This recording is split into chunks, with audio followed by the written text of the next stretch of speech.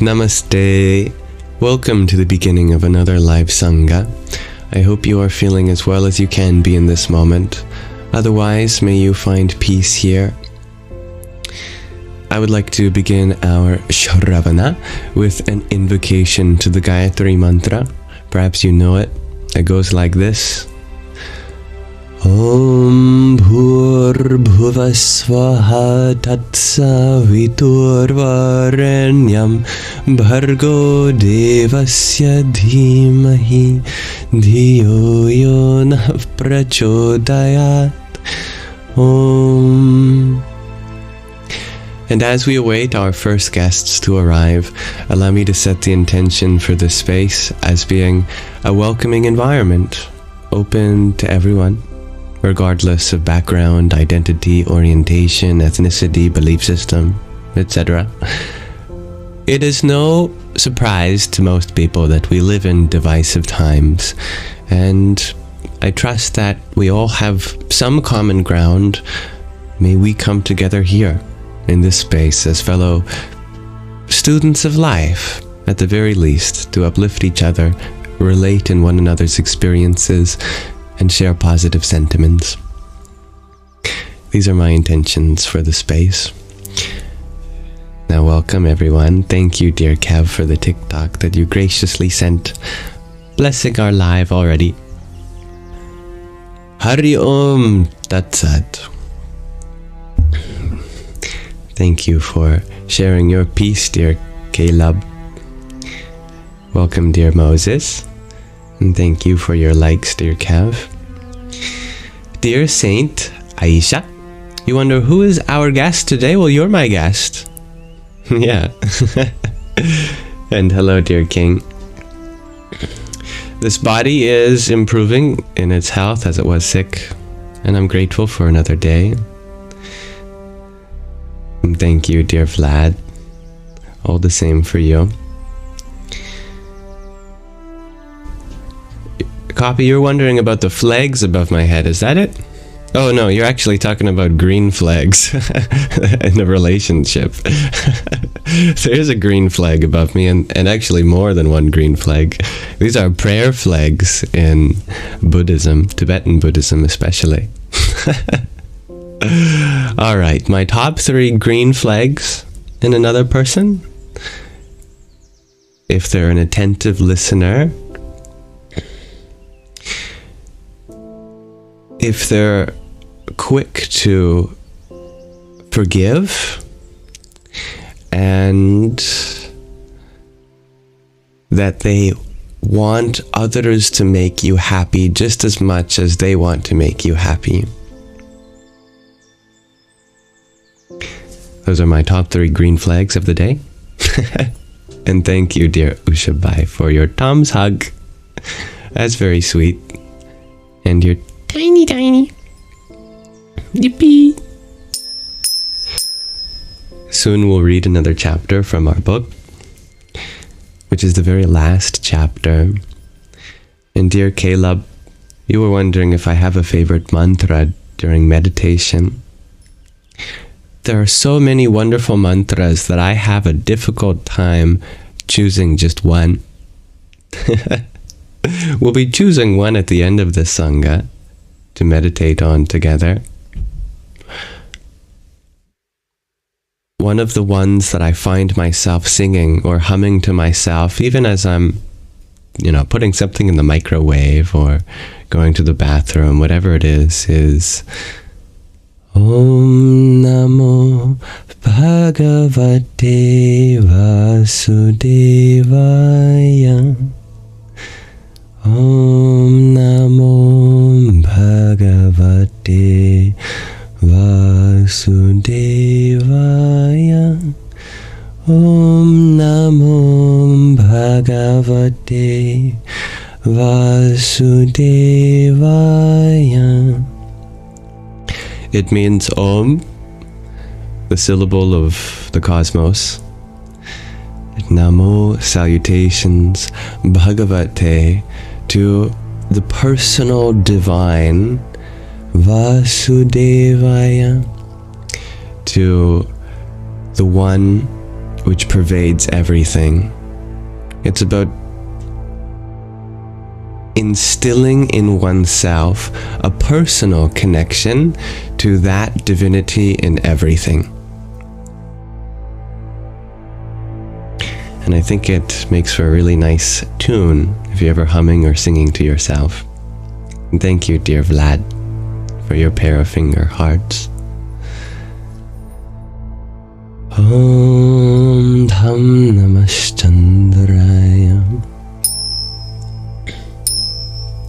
Hello, dear Anna. This body is feeling much better today.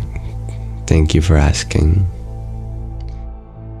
Nova, you ask if I can explain the third one a little more, as that sounded good. For the green flags, oftentimes we might experience jealousy from someone who wants to make us happy when our happiness is allowing to come through in other relationships too. And it's important that we have someone that just wants us to be happy no matter where it comes from. Because then we know that it's not about us being able to give you something, or now I'm putting myself in the first person.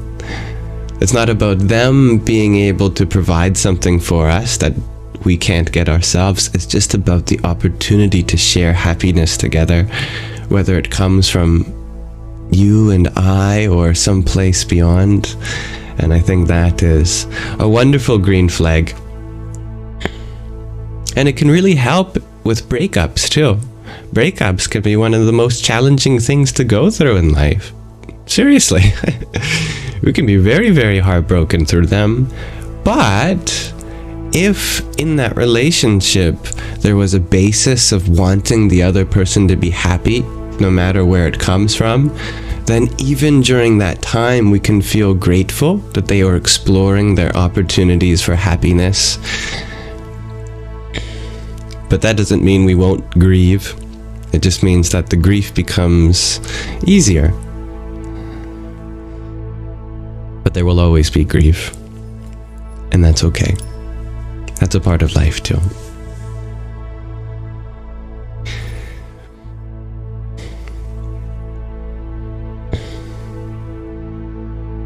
I love that, dear someone.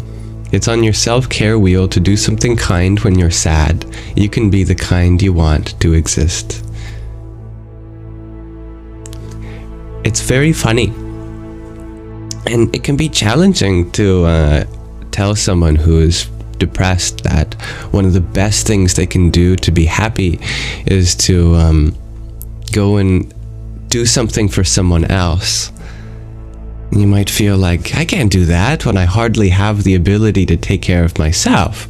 Now, of course, we should always have some room to take care of this body and mind, not sacrifice your body or your mind's health. But truly, you can really cheer yourself up just by making someone else laugh or smile or being there for someone else, even if you're down, because true kindness is effortless and it doesn't require that much energy expense on your part, and the return is instant because the gift is to give itself. To feel like you are providing purpose or meaning for someone else is so purposeful and meaningful for yourself. Thank you, Harley, for the rose you sent. Ram Ram. Thank you, Harley, for the rose you sent. Ram Ram. I think my internet disconnected me for a moment. When it has returned, do let me know so I can be insured with the knowledge that you are listening. That's good. Okay. Yes. As I was going to say to Dear Glass Elephant, if their happiness leads to self-destruction, then it's not true happiness, because happiness is a creative force, not a destructive force. One may feed an insecurity through self-destructive mechanisms, and in that get temporary relief. But that temporary relief should not be confused for the real deal of happiness, which is long-term satisfaction, and not at the expense of anyone's health, including mental health. So we can direct people who are just living to find temporary relief to a much more long-term solution by providing spaces of forgiveness, understanding, and non-judgment. Then that allows them, invites them to open up into something which may at first be vulnerable and scary, but in the long run becomes something much more rewarding, and they begin to find true happiness. And hello, dear you Gray. Things are going as well as they can across the universe. Universe is very efficient. Always takes the path of least resistance. That's very true, dear Rhiannon. Nikat Knight. If I can pronounce your name better, let me know. You ask, what do I mean by sacrificing one's mind in the context of mental health? In the context of physical health for the body too. That we should live to make others happy, but not at the expense of our mental health or body.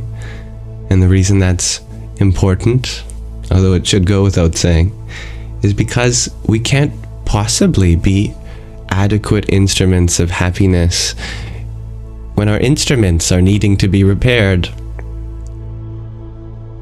And that's what the body and mind is, an instrument of happiness.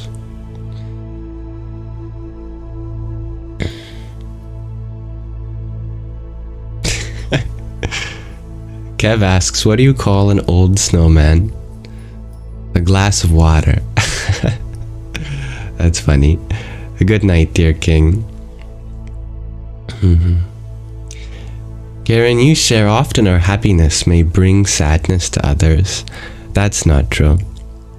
Happiness always inspires another person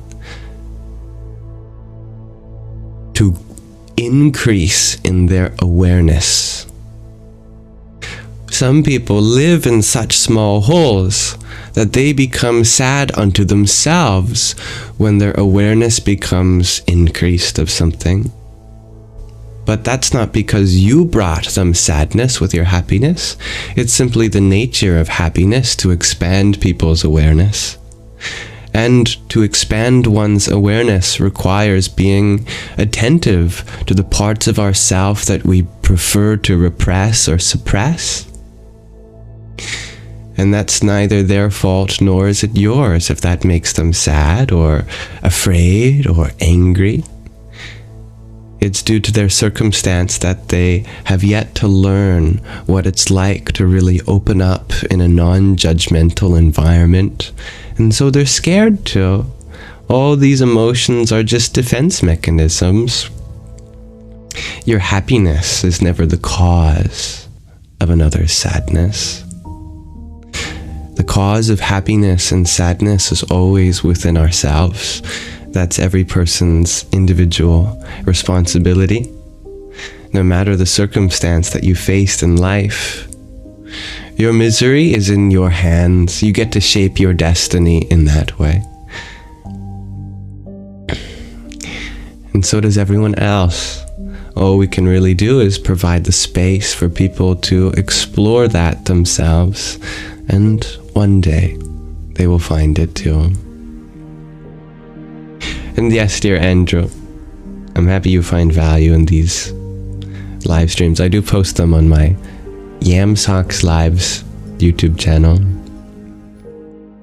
Namaste, dear G to infinity. Hello, Dali. Good evening, Zenkra. Life is something I am a part of. And so how is life treating me today is a question of how I treat myself, really.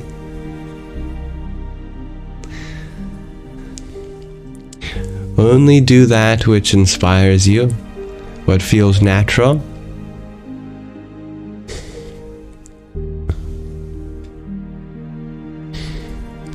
Hello, dear Assad.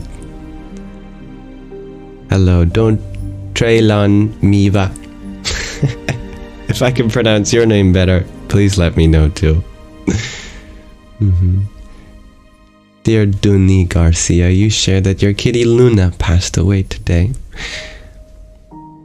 You shared that seeing me today fills your spirit. Oh, well, I'm happy that I can share a sense of upliftment, as does your kitty Luna for you. Cats are such divine creatures, and you know what? She simply answered the call of the universe that said your spirit is in need. Maybe it's across the galaxy, maybe it's somewhere on Earth, who knows? But her spirit roams free, and she is off to do wonderful things. Just as she brought you so much joy, she is off to bring joy somewhere else in the cosmos. And that's a beautiful thing.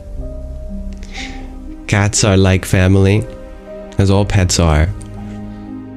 And so we grieve just as we lost a mother, a brother, a sister, a child. And that time is very real and impactful and important. So I wish you success during this time of processing your emotions and honoring the life of dear Luna. And just like our Luna, the moon, may she live long among the stars.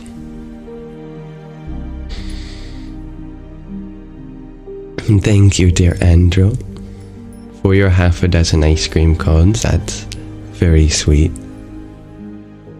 Namo Namaha.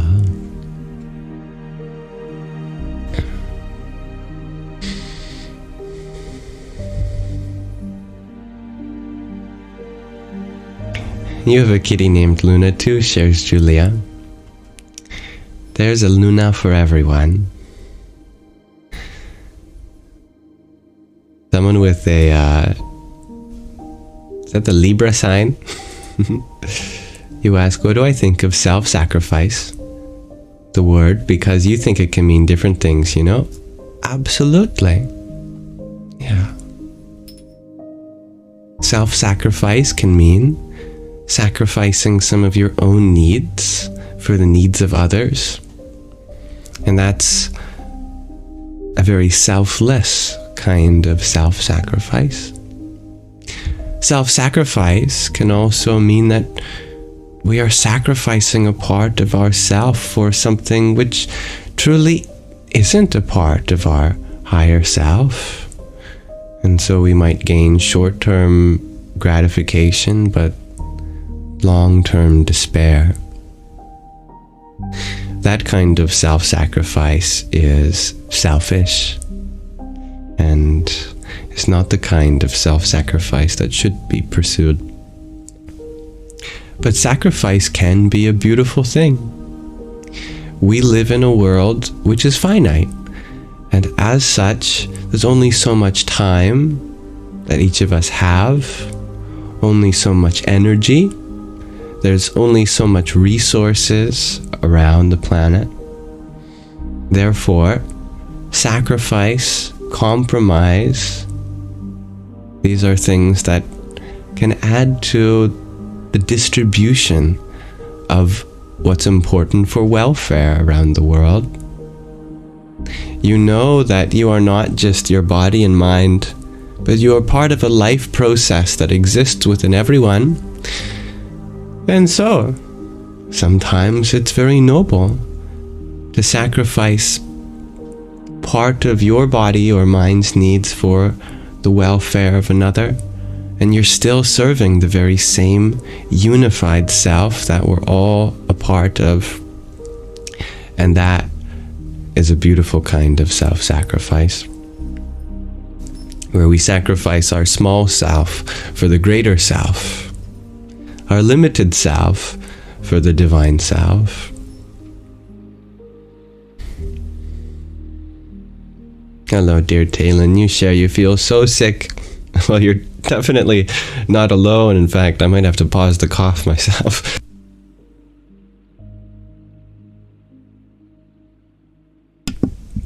It's good timing, but it's quite all right. Our bodies have incredible mechanisms for repair, and so much of that feeling of sickness is actually your body working as it should in fighting off the disease. So you are in the process of health, feeling your body functioning as it should. I got you ill. Hey, give me back that karma. No, it's mine. I'll take it. Thank you, dear Jess, for your ice cream cone too. Om Kham Jahnavyai Namaha. Dear Jill, thank you for your trio of roses too. Radhe Radhe. Dear Mike, you ask, how much of the physics disciplines do I think we have right, and how much do we have wrong? That's an interesting question, and I'm fascinated by why it is assumed that I have a conception of what is right and what is wrong, and the cutting edge of physics, when people spend so much of their lives dedicated to understanding it, and I only have a passing kind of curiosity in it. So I leave it to the experts to really answer that question. But in my opinion, I think we're looking at it in a way that doesn't have to be graded in terms of right and wrong. Physics is just a method of understanding, and no method by itself is wrong, nor is it right. It's just that the method has a context in which it's appropriate. There are contexts in which we should understand things using Newton's laws, because it would be unfeasible to go through the computations of the Einstein field equations for anything that's not at relativistic speeds or masses. And also it would be unrealistic to assume that you could send a rocket to the outer reaches of our solar system only on Newtonian mechanics, and so we have to use a more advanced model. And in a more general sense, there are times in which things don't have to be understood through physics whatsoever, such as in magical moments in your life where describing the science of it might take the meaning out of it, and the point in that moment is to be lost without a direction, rather than having to describe things in terms of logical analysis only. So for me, it's not about the rightness or wrongness about anything, but the context in which the perspective is applicable.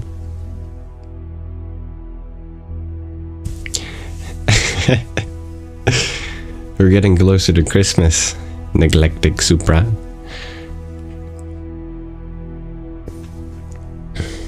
Well, thank you, dear Mike. That's very kind of you. I hope my answer was sufficient or applicable. Dear Harley, you are providing the opportunity to say something nice. Absolutely. I think one of the nicest things in life is that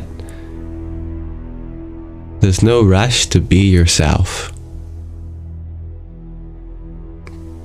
You are a being, and being is atemporal. It doesn't require a timeline. Doing requires a beginning, a start, and an end date. But just being as you are doesn't require any qualifications. Isn't that interesting? You don't have to do anything to be as you are right now.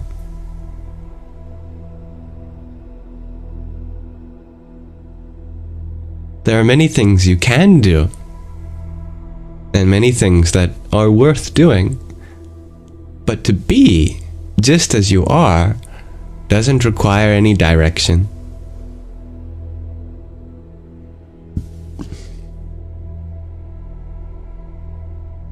You shared the love of your life died yesterday.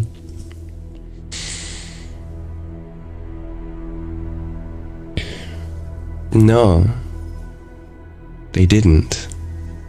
Because love can never die, and life always goes on.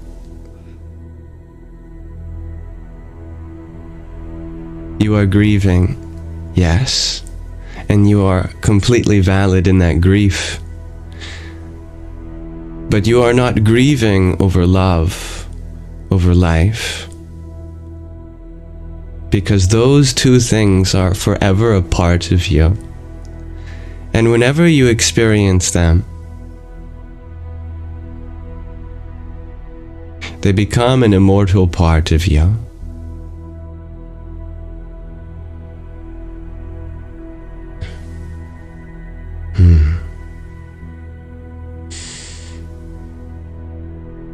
It's easy to be distraught when you put it in such dramatic terms. And that's your way of expressing the pain that you feel. But nobody has left anyone in the history of this world. We have only changed addresses.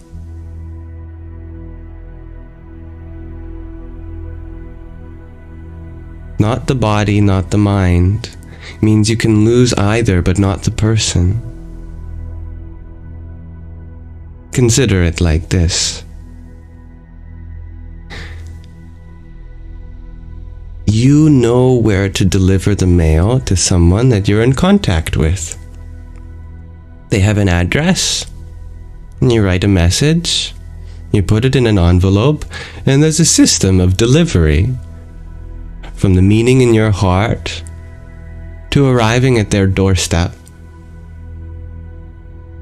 Right now, you think that the person has left the home, and therefore now there's nobody to receive the letter. But what's actually happened is just the reverse. The home has gone. The person is still there. You just need a different system of delivering the mail. Now it's not a matter of writing an address on an envelope and giving it to a post person and having it put in their mailbox. That's all that's happened. The house that is the body, it had a date of returning back to soil, back to Mother Earth. Body is a very advanced collection of dust and dirt arranged in very precise ways to be an instrument, a home, a house for the embodied one. And when it returns to the dirt, it becomes a possible resource for another body. So what do you do with your pain? You allow it to be there, because there's nothing wrong with feeling that way. This process of pain is simply the process of understanding how you can now deliver the mail in a different way. And just like any bureaucratic or logistic process, there's paperwork to sign, there's people you have to talk to, so many steps involved in finding a new system of mail delivery. And you have to put in the work to be able to do that. And that's okay. Your heart had already written down so many things on letters, and now you're left with letters and no mailbox to put them. You feel like all of this is now useless.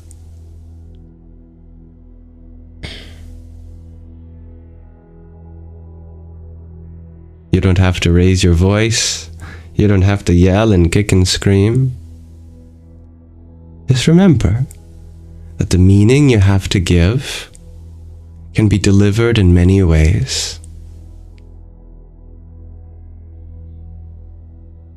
The contact between one being and another is beyond the material. Don't get distracted by the passing of one body. They haven't gone anywhere. If you really sit with yourself, you'll feel there's nothing about them missing at all. All the love that's in your heart from them hasn't gone anywhere, and all the love that you have to give them isn't to be thrown out either.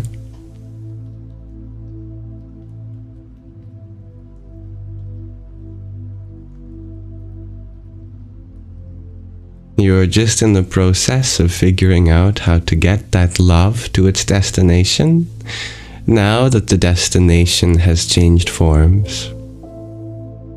But I'll tell you a secret.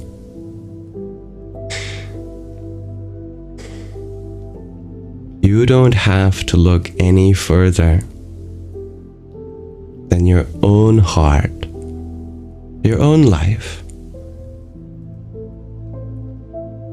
If they are the love of your life, where do you carry that love? In this life. The love of your life means that they are a part of you. Isn't it so?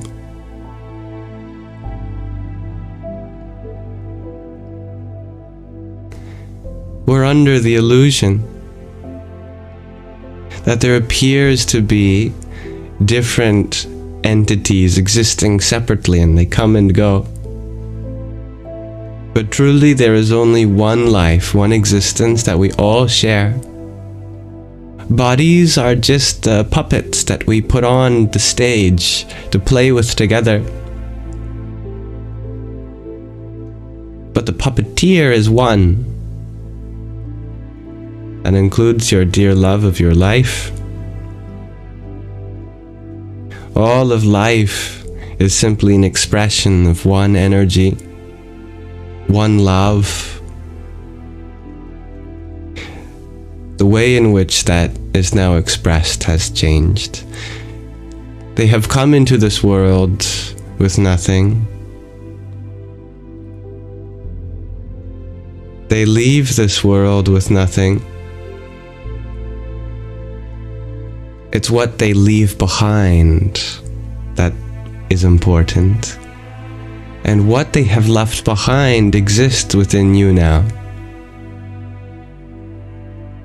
Their expressions now continue to live through you. You'll never forget the way they laughed, the way they told stories, the way they made people smile, the way that they looked at each passing cat on the street, the way that they were always aware of each animal, no matter how big or small, even if they were scared of some of the really small ones or some of the really big ones.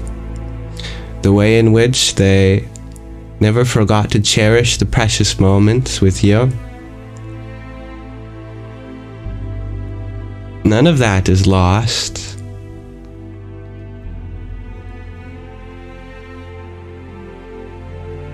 Having that special bond with someone means that a certain transference of life forces occurs. And that is our insurance. So that if the body passes away, everything about them continues to live on.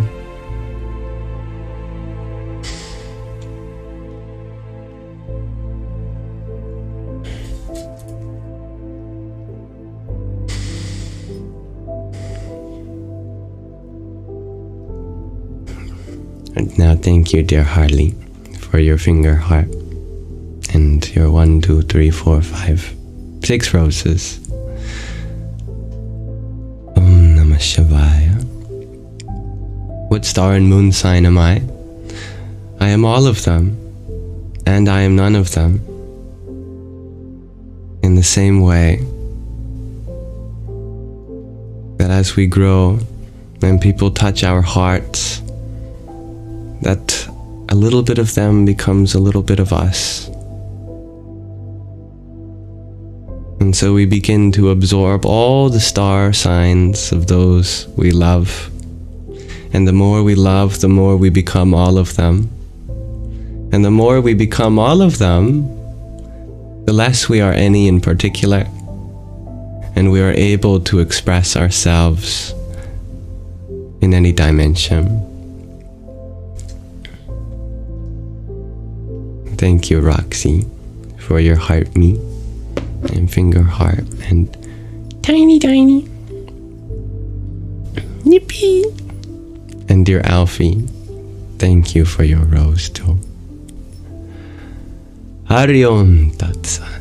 And dear Babblefishy, thank you for your pair of roses. Jai Sitaram.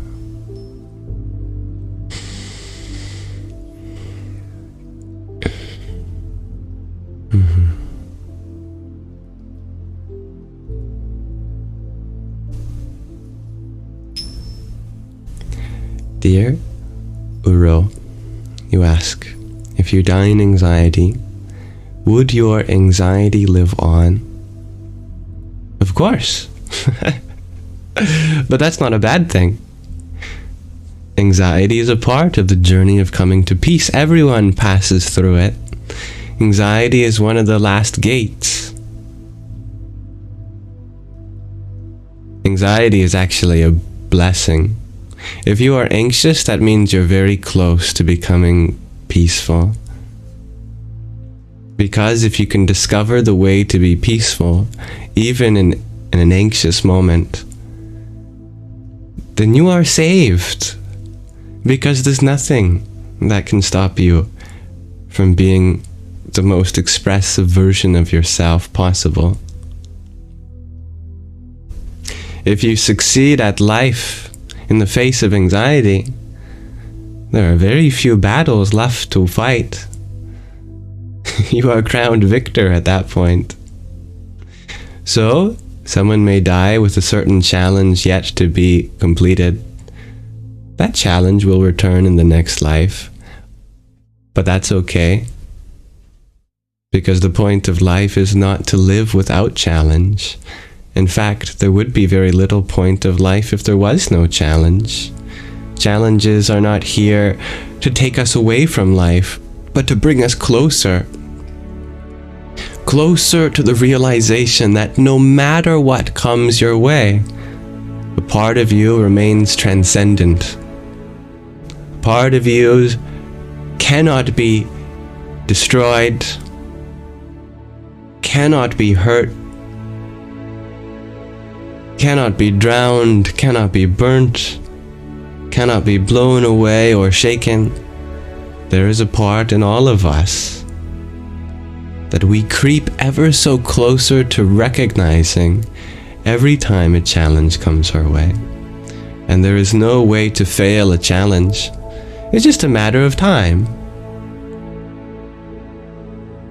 And there's no time limit on spiritual transformation.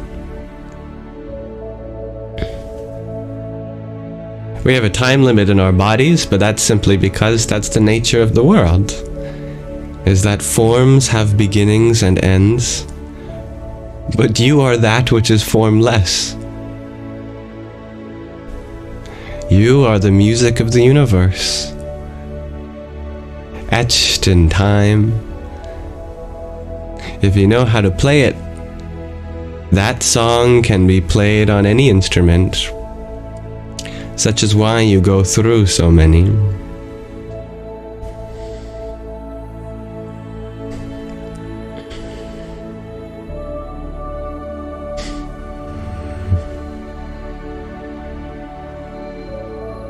Thank you, dear Debs, for your rose. Om Namah Shivaya. And dear cows, thank you for your pair of finger hearts. Radhe Radhe.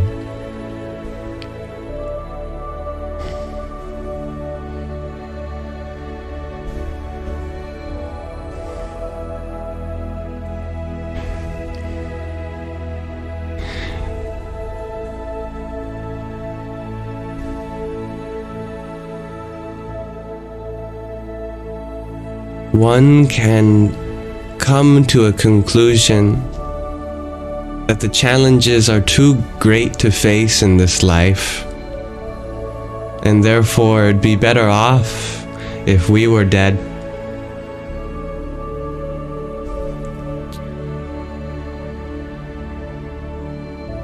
But what a selfish idea that is, to think that your suffering would go so easily. It's not so.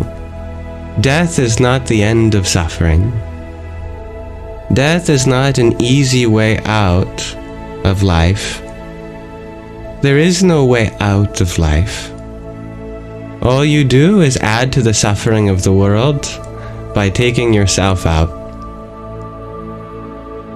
You come right back here, and all of your traumas come from one body to another. Traumas require work, hard work. They require therapy, shadow work, meditation, love, and acceptance. There's no way to eliminate suffering without being alive. Being alive is your key to being happy. You won't find happiness through death. You have to put in the work, and there's no alternative. Either you live in perpetual suffering, or you begin to bring about the ends of that suffering through love and acceptance and forgiveness and understanding. And that's inevitable.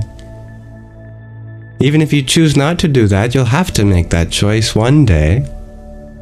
You can suffer until the rest of your life, and then come out of the womb crying too.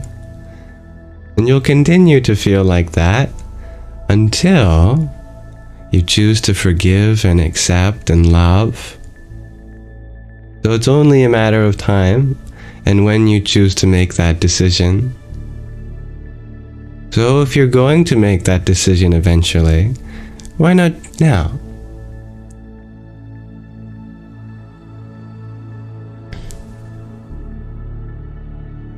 You're going to live with this pain, either in this life or the next. So the question is not how you can run away from the pain, but what are you going to do with it now?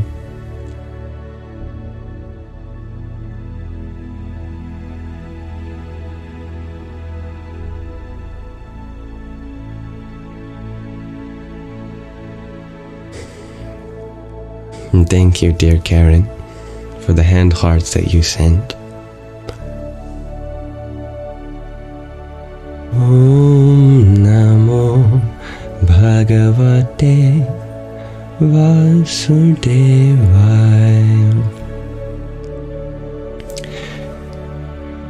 They say the soul continues after death. That is true. And it doesn't bring the body, but I'll tell you what, it does bring the mind. It brings the mind along with every mental challenge that it still has to work through. So this is not to scare you, because it's not a bad thing at all. It's a blessing that we always have an opportunity to work through something. A lesson to learn, peace to find. That journey will always be available for us. It means that you can never screw up so bad that you don't have the opportunity to make amends for it. It means that you can never experience so much trauma that there's no way to heal from it.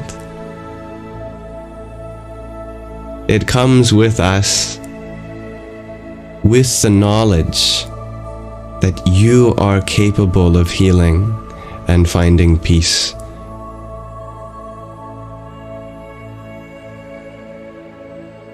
That fact is proof that nothing in this universe is so terrible that it removes the possibility for healing, repair, retribution, amends. And that is why our suffering continues.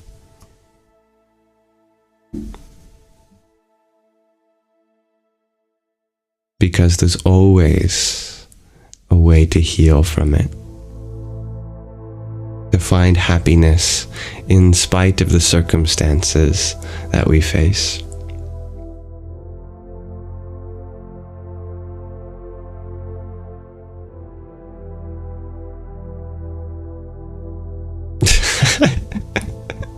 That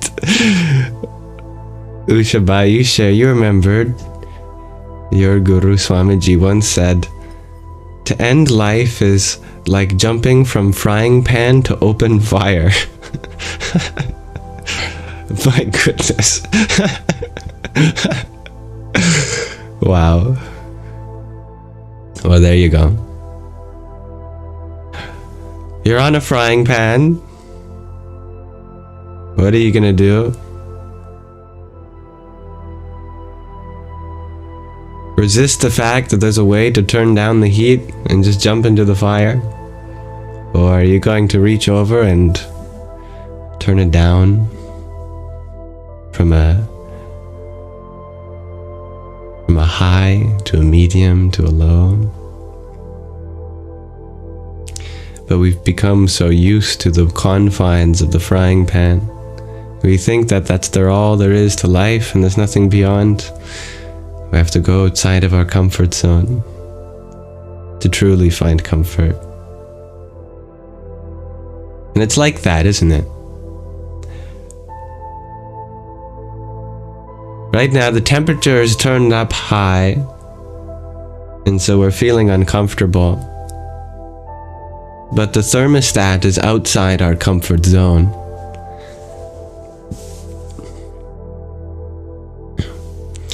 So if we ever want to truly find rest, we have to go outside of our comfort zone to find the thermostat and then turn it down. Thank you, dear Kevin, for the heart me that you sent a few minutes ago. Om Dham Namaschandraya. And dear Hybrid Chen, thank you for your friendship necklace. Jai Sitaram. And thank you, Butterfly, for your rose, TikTok, and Gigi. Om Kamlir Mahakali Kaye Namaha. All right. Let's read the last chapter.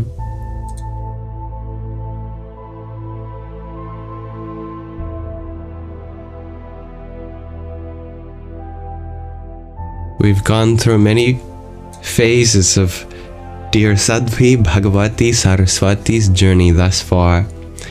In Hollywood to the Himalayas, a journey of healing and transformation. If I am not mistaken, we have reached the last chapter. So let us read chapter 48, which is titled Om Brahm.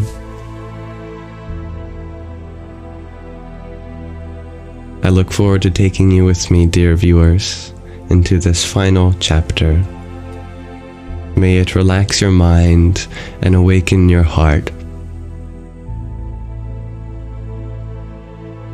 Om Brahm, Om Brahm, Om Brahm. My toes sink into the sand with each step. Om Brahm. My Guru, Pujya Swamiji, has taught me, as his Guru taught him, to chant this mantra with each breath, each movement, each step, right, left. Om Brahm, Om Brahm. All is Brahm, all is one, all is God. The Creator and the creation are one. I walk up and down the beach as the warm ocean laps at my ankles, the sun setting behind me, dropping into the tops of palm trees and behind the reef to the west of us. The sun is low enough that even when I walk toward it, I don't need to squint. In a few minutes, it will dip into the ocean. Om Brahm, Om Brahm. I continue to walk slowly at the water's edge. It's our last night in Hawaii, and I didn't want to miss the sunset. All the others are indoors or watching the sunset from benches at the edge of a cove next to the house. I'm a few hundred yards east of the home at a small sandy beach, so I can have my sunset in solitude, with my toes in the ocean. Om Brahm, Om Brahm. My thoughts are still as the water of the sea, barely a ripple, and a poem emerges from the gently shifting tide. We build castles in the sand and pay little heed to the maker of the sea. We use rivers for electricity and pay little heed to the maker of the rain. We linger over lavish meals and pay little heed to the maker of the seed. We raise glasses in a toast and forget to toast the maker of the wine. The maker of the vine. I stop at the far end of the beach in the remaining patch of sunlit sand to face the last rays of the sun. My feet are held by the wet sand as the tide gently comes in and out, splashing softly across my ankles and shins on the way in and gently pulling the sand beneath my feet on the way out. The tide in, the tide out, legs in the ocean, legs not in the ocean. It's a gentle shift. The water is warm, as is the evening air, and the sea is calm.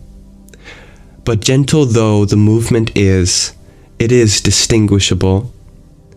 Now I'm in the ocean. Now I'm not. Now I'm in.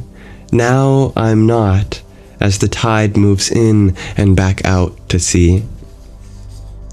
As the tide flows in, immersing my legs, I imagine the individual soul approaching like a small wave coming out of the sea and entering a body. Then, in the ebb, as the water recedes, returning to where it came, there's a slight tug on the body, a tug on the impressions and connections made during its expression in form, but the tug is gentle and fleeting. The wave has gone back to the sea, and the body, merely matter now, is left on the shore to disintegrate, while the I, the self, the content, has pulled back into the ocean. I close my eyes into the setting sun and drop into oneness with the waves at my feet. The tide is in, my legs are in the water, and the soul is in my body. I feel the dhoti tied at my waist, the heat of the setting sun on my face, the breath in my lungs, and the fine sand between my toes. The tide pulls out, exposing my legs and feet to the air, and my consciousness goes with it, leaving just a flesh and bones on the shore, and I feel not the cloth around my waist or the sand between my toes, but the infinite expansiveness of the ocean itself. The wave that was me has merged back into its source. The wave that was me has merged back not only into the ocean, but also back into the sky, into the sun that is setting. It is all the source from which that wave, which is now no longer a wave, had come. A moment later, the water is again lapping at my legs. The warmth bathes me, and my feet sink deeper into the sand. The soul has come again into the body. I draw my awareness back into the finite form. I feel the wind against my bare arms, notice the water rising almost to my knees. Again, I'm aware of the breath in my lungs. Then, as the tide recedes again and the current pulls the water and the sand, my awareness is pulled back out to sea. Oneness is the only word my brain can offer, as I have again melted back into wholeness, into that one inseparable, into the Creator itself. I stand there motionless for many moments, allowing my consciousness to ebb and flow with the tide, now in the body, in the individual, now in the ocean and sky, in the indivisible.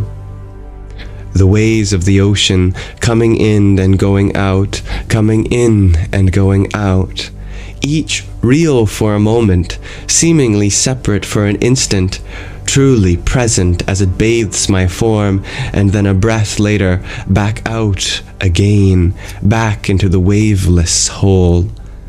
My consciousness in and out with the water. I am body. I am ocean. I am individual. I am infinite. I am form. I am formless. The tide recedes, pulling more forcibly now at the sand around my legs, as I merge again, carried by the ebbing water into the formless, into the ocean. Another wave, a separate stream, flows onto my legs from the other side.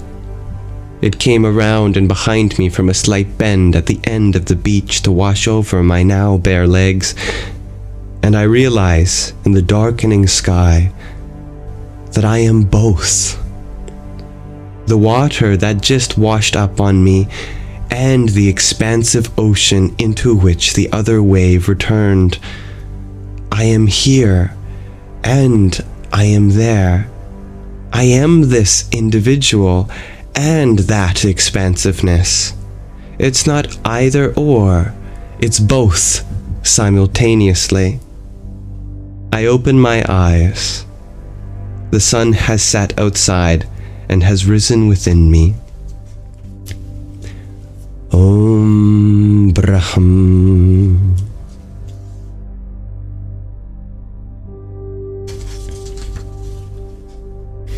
Thank you. Now, how would you like to hear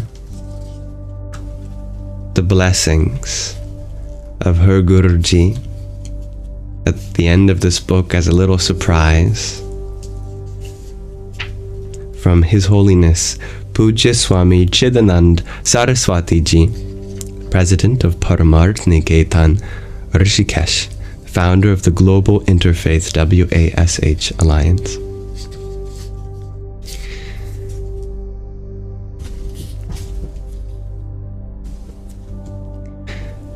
Blessings. When Sādhvījī first came to the ashram, I knew she was different. Her purity of heart and the depth of her inner quest were extraordinary. She had had divine experiences on the banks of Mother Ganga that could be understood only as grace, but her container for experiencing, understanding, and sharing the grace was very unique. From day one, she has been completely surrendered to seva, Sanskrit word meaning selfless service. She always asks, "What through me?" rather than "What for me?" Her life has been focused on giving more, sharing more, serving more, rather than on having more. Now she is a great inspiration to so many, touching and inspiring people all around the world in so many capacities. I remember when she first came, she used to say that she should have been born in India, but I believe it is truly by God's grace that she was born in the West, because so many more people can relate to her, and her wisdom is applicable to so many more people as she has had the same experiences they go through. When Sādhvījī told me she was writing this book, I was so happy, as I have always known that her reach and impact will expand throughout the world, touching so many. She has come from Hollywood to the holy woods of the Himalayas. However, in this book, she has shared more than a journey from Los Angeles to Rishikesh, more than a journey from comfort and luxury in the West to sadhana, spiritual practice, in the East. She has shared the full depth of her internal journey as well, including even the parts that most people would leave out. For a respected and renowned spiritual leader in a country like India to share openly about a history of trauma and suffering takes a vast amount of courage. These are things that most people in the East implicitly agree not to talk about. We don't talk about things that might lower us in people's eyes or that would lower the image of our family. When Sādhvījī spoke to me about this, she said, "If I removed those parts which could make anyone think less of me, I wouldn't even know myself." In 50 years, she's never done something or not done something based on what people will think. It is difficult to convey to those not versed in the cultural traditions of India how deeply and courageous and unusual this is. I am so proud of her for having this courage to share, with an open heart, her full journey and life experiences. She has shown in her life and in her book the power of truth, that truth matters, and truth should come first. For someone of her caliber to share her truth so openly will have far-reaching ripples and will, I am sure, touch, heal, and inspire so many others to know that they too can be free. Many others will know that they too can forgive, let go, and move forward into freedom. Sādhvīji's journey and her raw openness about it will bring the teaching, the touch, and the transformation to those stuck in shame. Sādhvījī is blessed to have been carried to India, and India is blessed to have her. From her Guruji.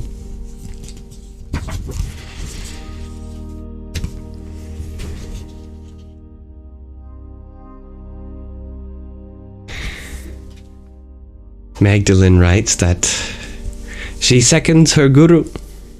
You feel her guide us with her hand in ours the entire way.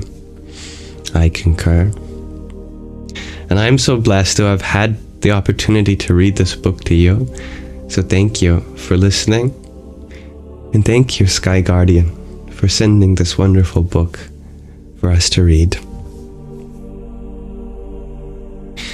Oh, what the heck, we'll read the acknowledgements too. It deserves to be heard.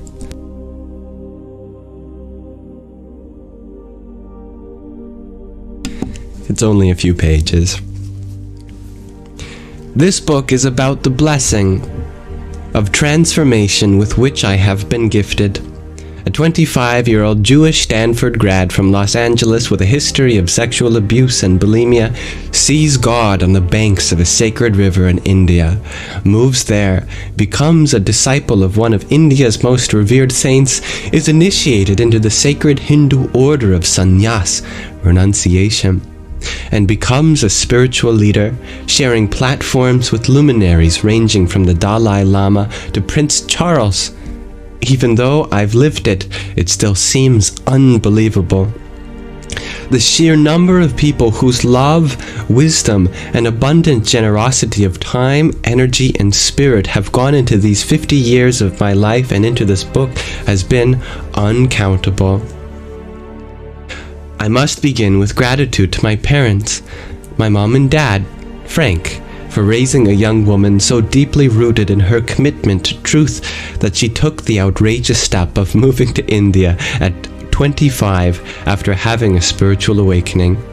The courage they gave me to believe in myself is what permitted me to take that step and follow my heart and soul.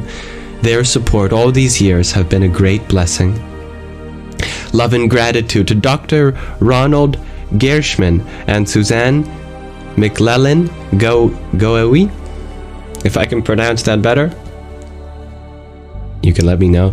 For seeing in a 19-year-old me a woman who was not actually sick and provided an unconditional, love-filled space for me to find my own wisdom and experience my own truth. Deepest gratitude and love to Greg Shelkun, my amazing quote-unquote magic healer.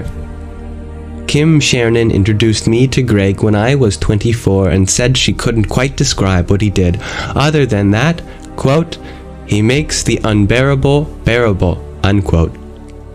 He did that for me then, as for more than 25 years, has been my go-to psychic diagnostician as well as healer for any ailments of the body and mind. So much love for her past husband Jim and the deep, turbulent, transformative beauty of a marriage we shared, for always being more curious and more fascinated by my suffering than judging it, pushing it away, or trying to quote cure unquote me. An unbounded gratitude for bringing me to India and ironically creating a situation where I was alone at the ashram in the soil where transformation and healing blossomed. If I had a magic wand to recreate those years, the only thing I'd change is the pain you experienced. I am so deeply grateful for your continued presence and the friendship in my life. There would be no book in our hands if it weren't for Ariel Ford and Marcy Shimoff.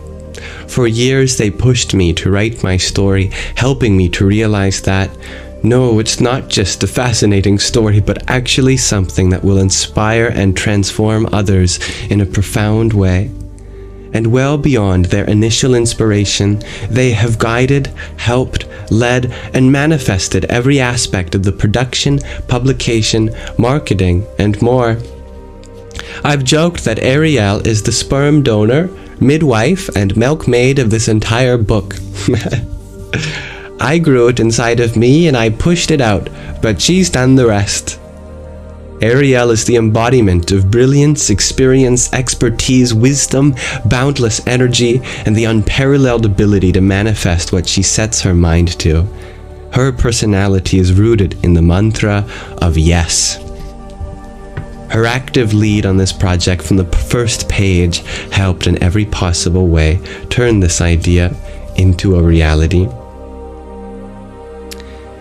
Jack Cornfield, Jack Canfield, Trudy Goodman, Reverend Michael Beckwith, Bruce Lipton, Barnett Bain, Sean Korn, Ronaldo Brutocho, Dr. Azza Karam, Jonathan Granoff, Prince E.A., Bharat Mitra, Adil Kasam, Barbara Fields, Victor Kazanjian, Janine Firpo, and so many more dear friends have provided deep support, love, and wisdom throughout the writing of the book, and especially around making the choice not to remove the writing about my biological father's sexual abuse, which had been suggested to me lest I not lose respect in the world of religion. I am so deeply grateful that all of you are in my life. And again, I apologize if I've mispronounced any of these lovely people's names which have supported the making of this book and the life of our dear author. Extra thanks also to Prince A, or EA, that's how you spell his name, EA, I'm not sure, for gifting this book and me with such a brilliant foreword, and for your enthusiastic yeah when I asked if you would do it. Great thanks to Linda Sparrow for her support and assistance with the book proposal and much more, and to Gareth Essersky, my wonderful agent who believed in this book so deeply and has championed it throughout this process. The team at Insight Editions, led by Raoul Goff and Roger Shaw, has also been so fantastic since the beginning. They really, quote unquote, got the book, including the vast global impact of its core message. They have put such love into creating a publication that is truly beautiful, and also into getting this book into the hands of as many people as possible, so that people can realize the possibility of their own healing, their own opening, and their own transformation, and ultimately so that our global family can open themselves to the incredible power of grace. Much gratitude to Matt Wise and James Vacinto for their commitment and love of this project and their crucial roles in bringing it to such a successful fruition. My wonderful editor, Arnie Kotler, was recommended and introduced to me by Jack Cornfield, who gave me loving, generous kudos on the first edition of this book, but told me I'd have to be Tolsti, or I don't know how to pronounce their name, Tolsti, to hold people's attention for the nearly 400 pages. He suggested that Arnie was my answer, and he was. What a joy to work with such wonderful wordsmith who understood and appreciated the subject so deeply. Thanks so much to Ganga Nadiniji and the whole Seva team of Paramar Niketan, Global Interfaith WASH Alliance, and the Divine Shakti Foundation for your beautiful presence in my life, and for taking up so much more additional seva while I worked to finish, managing it all so beautifully and perfectly as always, and for being such incredible beings of light, devotion, and service. It's an honor and joy to share this path and my life with you. This book is dedicated to Kim Chernin, PhD, a woman whose role in my life, healing, and transformation cannot be expressed in words, even by one who loves words as much as I do. I met Kim when I was 25, a few months before heading off to India. The universe providing me with a woman equally able to journey with me into my deepest darkness, as she was able to later weep with me in ecstasy as we loved God together. There was no thought, feeling, or experience I had that Kim wasn't able to know and feel immediately, deeply, and personally in her own self, and then, from that place of knowing, hold my hand as I discovered that I, too, knew. In addition to being my everything for the last 25 years, therapist, best friend, and mentor, she was also the first editor of this book, encouraging me page after page to tell less and show more, to dive deeply into my felt sense of the teachings, and to take the reader along with me on the journey. The tragedy of the COVID pandemic stabbed through my heart as it took her life.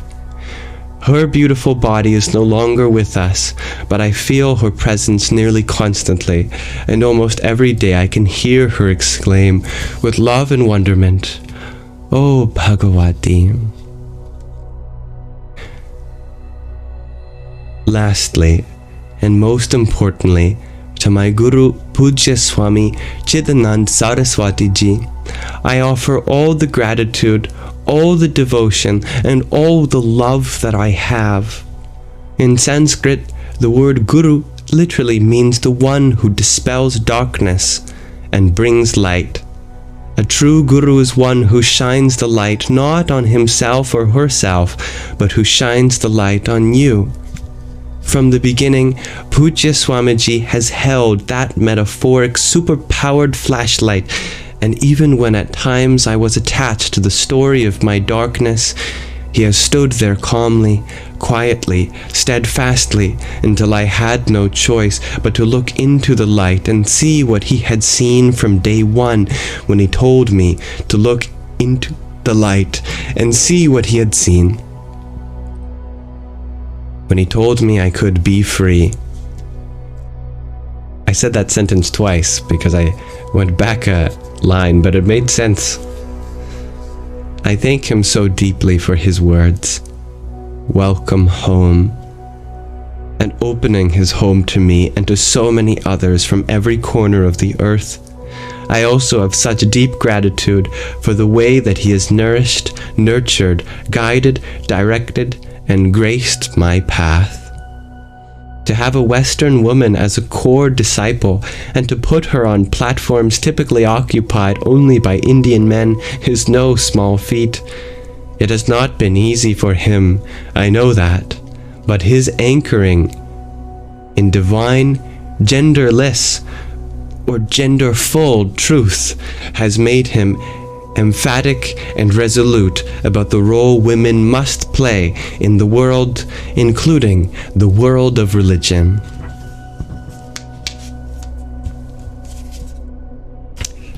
Thank you for listening. That's the end of the acknowledgements. This book has a wonderful glossary of Sanskrit terms.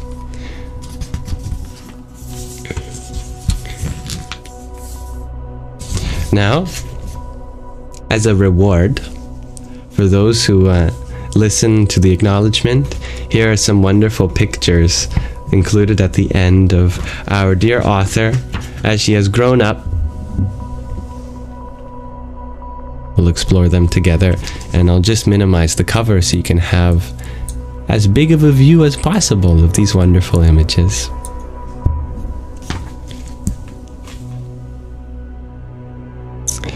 There she is, riding her bike. She's even got training wheels still. Oh, how far she has come. Oh my goodness. Her face looks like an emoji. The most perfect smile.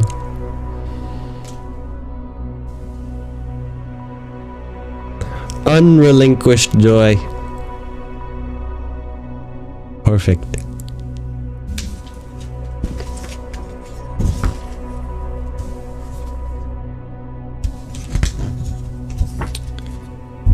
Top left, on a whale watching trip to Catalina Island with her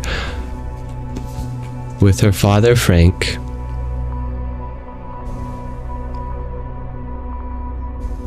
What a distinguished gentleman. I love that hat. Top right, Sādhvīī's bat mitzvah in 1984. I love this. This is the one where she opened with, "Today, I am not a man." And everyone laughed.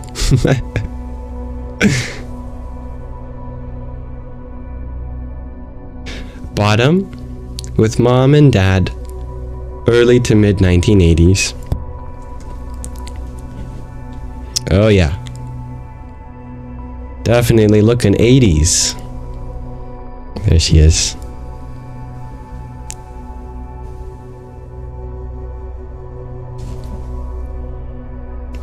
Next page, top with mom, sometime in the early 1990s.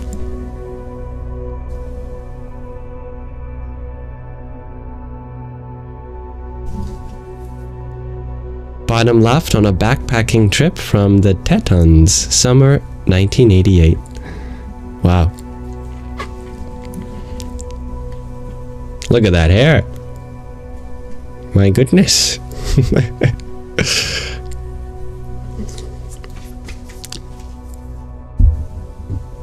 Bottom right, Stanford graduation, June 1993.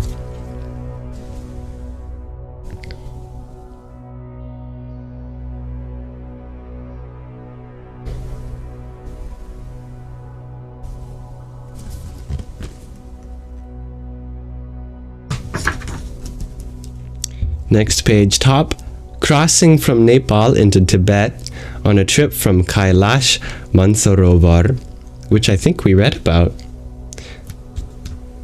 Left to right, we have Sadhvi, her guru, Pujya Swamiji, another guru, Pujya Sant Sri Ramesh Bhai, Oza, who is called in this book as Bhai Shri. And then there's Pujya Swamiji, Guru Sharananandji Maharaj. And I forget which one asked if how much soup was too much soup. Because they were so beyond the body, they forgot. They just didn't have a recollection of how much soup was too much soup.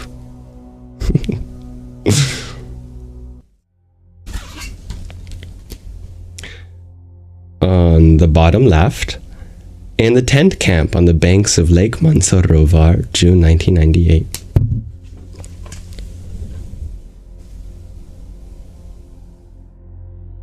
You can tell they were at a very high elevation. You have met Bhai Shri in real life, shares Sky Guardian. How wonderful is that?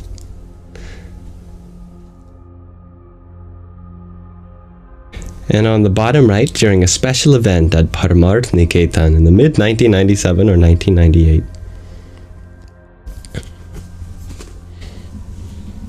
I love that. Definitely in her element. And whatever she's carrying looks delicious. And on the next page, the top, being blessed by Pujya Swamiji, her guru, in the early 2000s.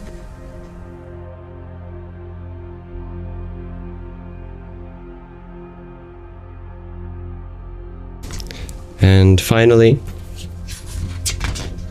no, not finally, on the bottom, on the banks of the Ganga, in the early days,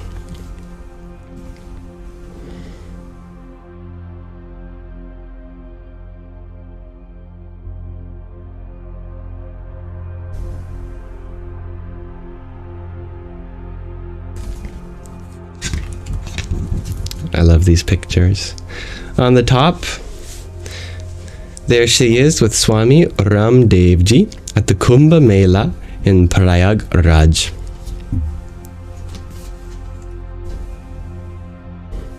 Oh, what a happy holy man he is. I can feel his joy. On the bottom, speaking with His Excellency Ram Nath Kovind, the President of India at President House.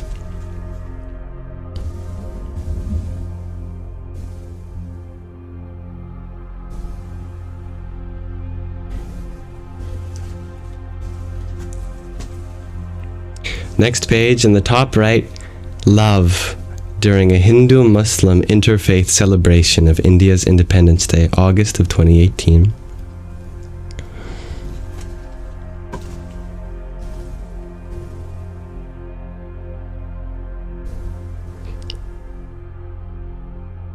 Some very lovable children. And that includes Sādhvījī, as her inner child is alive and well. Did I say inner child? I should say inner and outer child.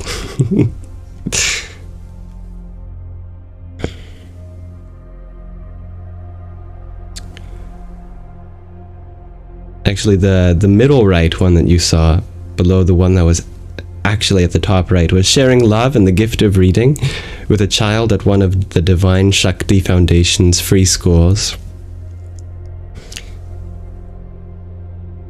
On the top left, she is with a young man. Sorry, I misread that.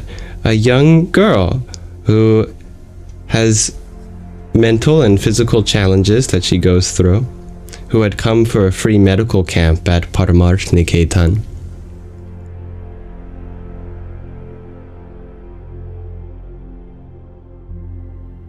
How lovely.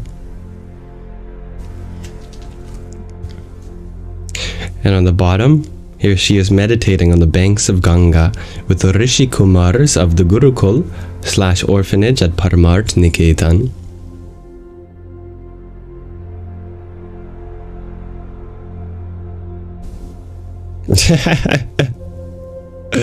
Whoever sent that heart me was excellently timed. Sādhvījī got the heart me.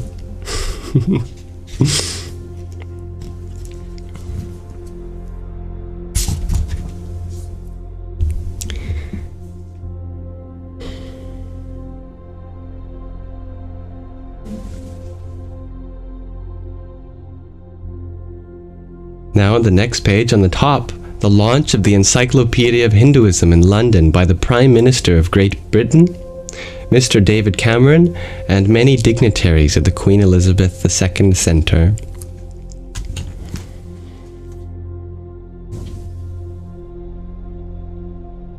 There they are, and her guru, there she is. It's hard to pick them out in a crowd, hey?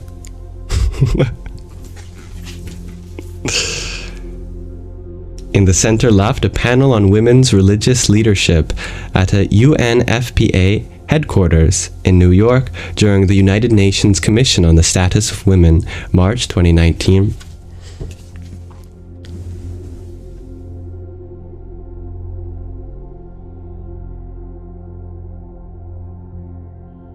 And below that, we have her with friends for Prince E.A. and Dr. Bruce Lipton in Colorado.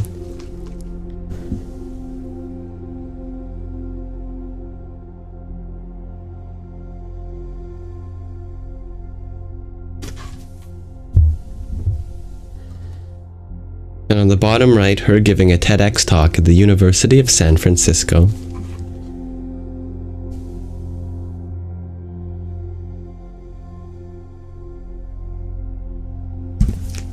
Next page in the top left, Love with Sister Reverend, I'm not sure what SR stands for, some title, Agatha Ogochukwu Chikelu. And I'm sure I can improve on my pronunciation of that. Here she is with that lovely lady. To the right of that, we have her sharing about the work of Global Interfaith WASH Alliance with the Secretary General of the United Nations, Antonio Guterres.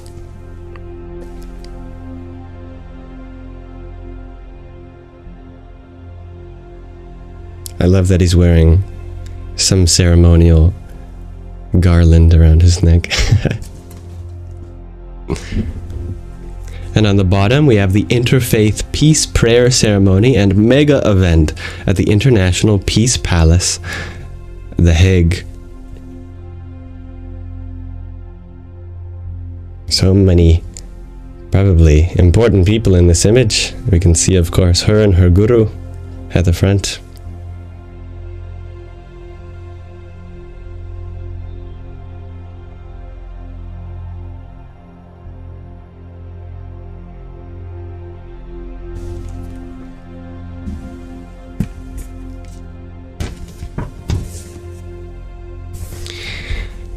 Next page, on the top at Governor House, Mumbai, October 2019.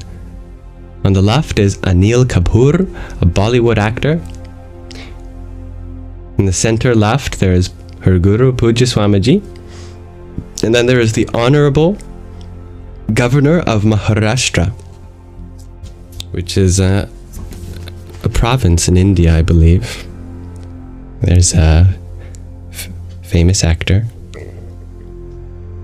Not sure if it's focusing, but that's okay.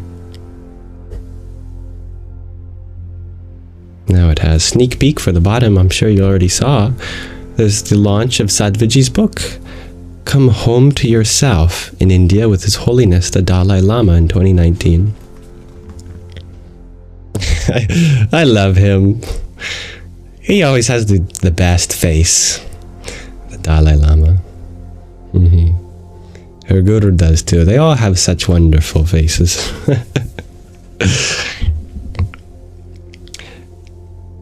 On the next page, on the top, there she is with Jane Goodall at the Parliament of the World's Religions in 2015.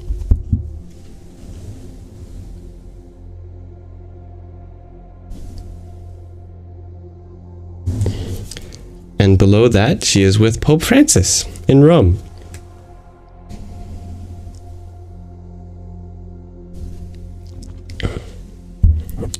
For a celibate, she sure gets around. That's a terrible joke. I shouldn't say that. On the next page, on the top, she's with Sting and his wife, Trudy Styler, at their home in New York.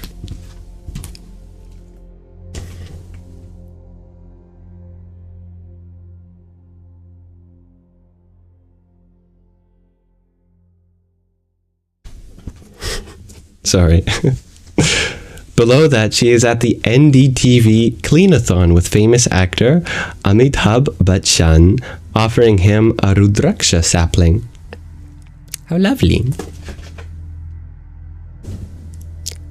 Rudraksha trees are considered very holy, and it's where Rudraksha seeds come from,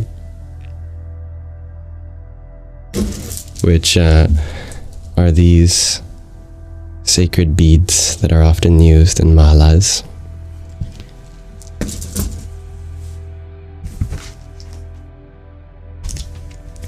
On the next page, she is with Prince Charles and Duchess Camilla as they perform Ganga Arati at Parmarth Niketan. Now that's an image I never expected to see. Holding the sacred lamp to honor the goddess Ganga. And there, her and her guru flank on either side, I think. Is that her guru or might be someone else? And below that, Sadhvi speaks about the importance of protecting water at an interfaith gathering hosted by His Holiness the Dalai Lama in Bodh Gaya, India.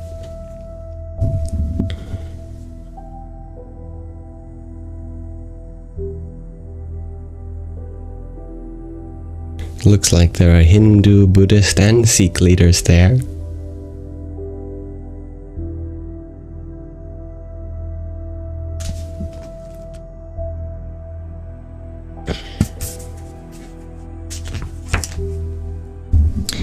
On the next page, on the top, is a special interfaith worship to WAS event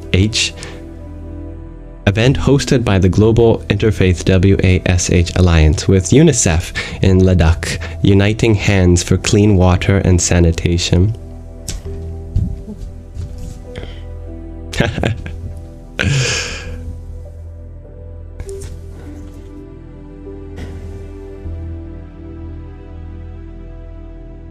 So many wonderful beings. I actually like the reflection of the ring light. It gives it a kind of dreamy feel. I was laughing because I was looking at the next picture and I was like, hey, it's the Beatles and their guru, which operated in a very similar place on the banks of the Ganges or Ganga in Rishikesh. That picture is her leading a meditation at the Maharishi Ashram, the Beatles Ashram in Rishikesh during the International Yoga Festival. That's the ashram that the Beatles went to when they were having their spiritual journey. Which reminds me, I would love for more interviewers to ask Ringo and Paul McCartney about their spiritual journey.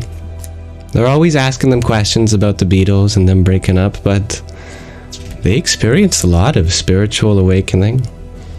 They have a lot of wisdom. People should interview them on that.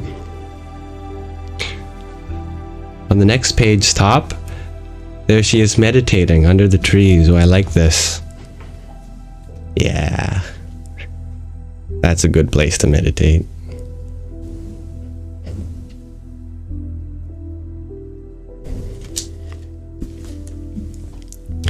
And below that, there's the International Women's Day celebration at Paramarth-Niketan.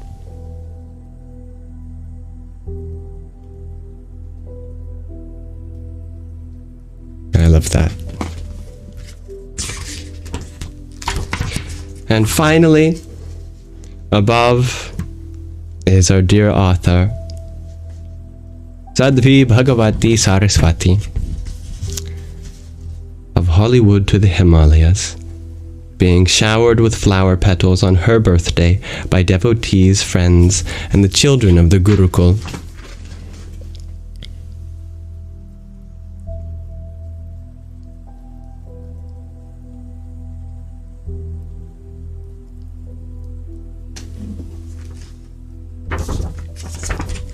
And that, officially, is the end of the book, Hollywood to the Himalayas.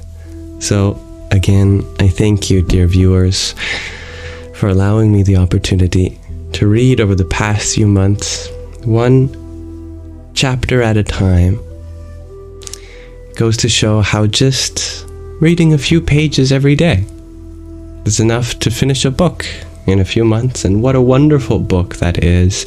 And I'm so grateful for the gift to the world that her story is. It's so deeply touching indeed when a spiritual leader comes from a background which is so relatable to so many, having gone through such terrible abuse when she was a child and dealing with the mental health repercussions for many years after that, to having to deal with what it's like being a woman in America and in India also, to becoming a revered spiritual leader is truly amazing.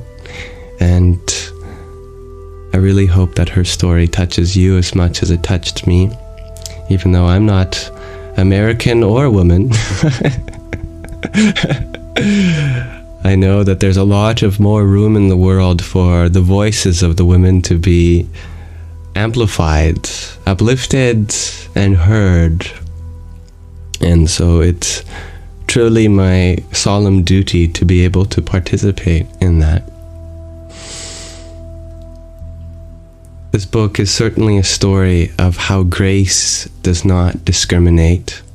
It does not discriminate on the basis of religion, gender, class, nationality.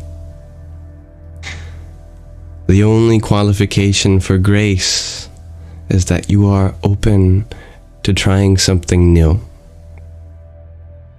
And if you have that opening in your heart, I am sure that wonderful things are already on its way to you. Namaste.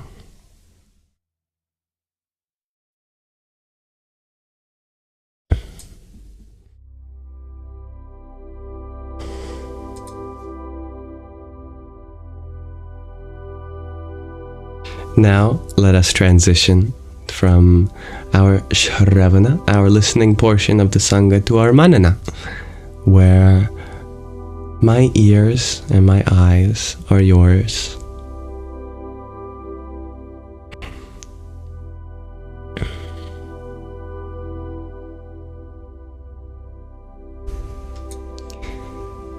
Now also thank you for those who sent a gift while we were reading. I especially enjoyed when the gift showed up on Sādhvīji's face. I believe it was Anazak who sent a heart me when that happened. Om Kham Jahnavyai Namaha. And welcome everyone who joined while we were finishing up our reading. Big thanks to dear Anna who sent a rose too. Ram Ram. And heart emoji, unicorn emoji, heart emoji. Thank you for the heart me pair of ice cream cones and GG's. Jaya Sita Ram. We can open up the floor to discuss anything in our hearts and minds. And dear Maid Jhartaihanda, thank you for your team bracelet. Om Namah Shakti Shivaya. Dear Karen, you ask, what would I like to share later? What is my heart open to? I would like to share the success stories of all of you, and my heart is open to seeing you succeed. Thank you, Starlight Wow, for the flowers you send. Hari Om Tat Sat. And dear Celine, thank you for your quartet of roses. Om Shri Hanumate Namaha. Thank you, John Simon, for your heart me as well. Om Brahm Namo Namaha. And dear Hybrid Jen, thank you for your confetti and rose.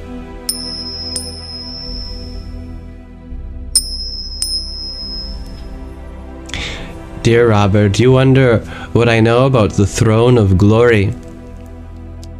I have not heard of that, but I know that true glory is found when we look at everyone around us as though they are on a throne, and we see ourselves as divine servants of them. If we can see the divinity seated in the throne of everyone's hearts, then that is our glory.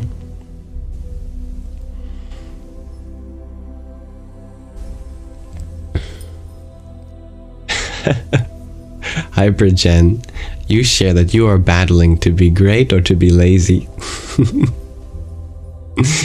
Who says there can't be both? Even the greats took time to rest. No matter who you are, you're gonna have moments where you're lying down, or you feel like you can't get up, or you just wanna stay in bed a little longer. And that's part of the journey too. We're all kings and queens, maybe, shares Kev. I like that thought.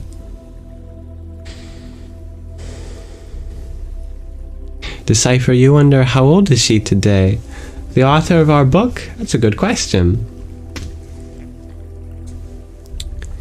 Her soul is ageless and eternal, as is ours.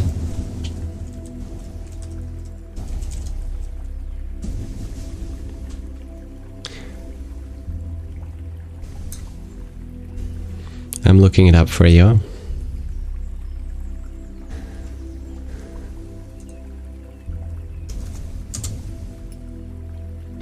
She celebrated her 50th birthday on 2021, which was 3 years ago. That would make her 53 today. And her birthday is on the 24th of March.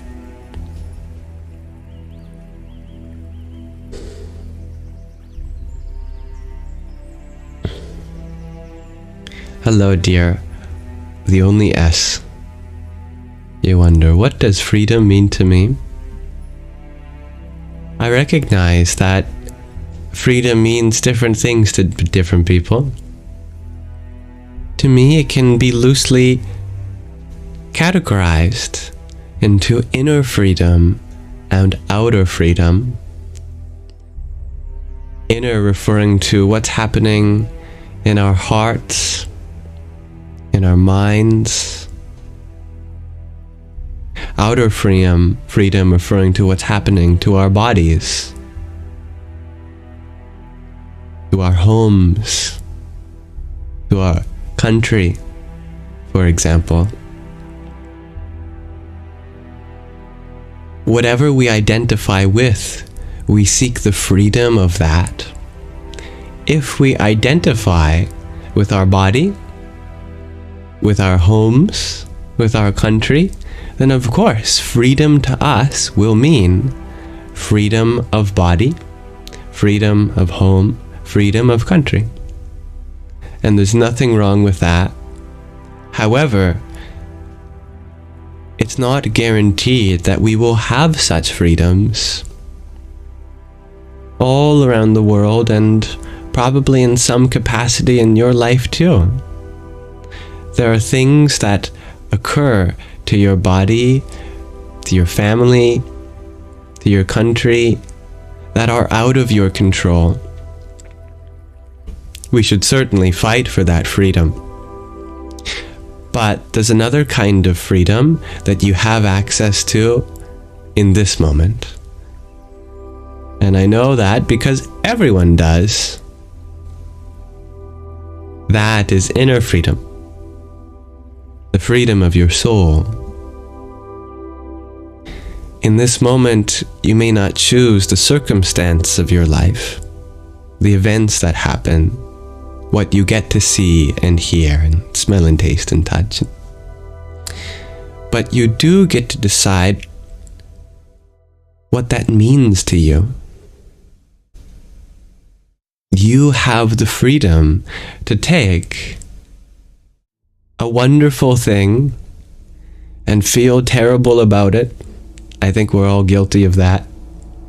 But we also have the freedom to take even terrible things and feel wonderful about some aspect of it. Not the terribleness of it, but something about it that gives us something to fight for, to embrace, to value, to empathize with, to learn from, to be challenged by. We have the freedom to look at the world like that at any time. If someone breaks up with you, you have the freedom to see that as an opportunity to discover your own independence.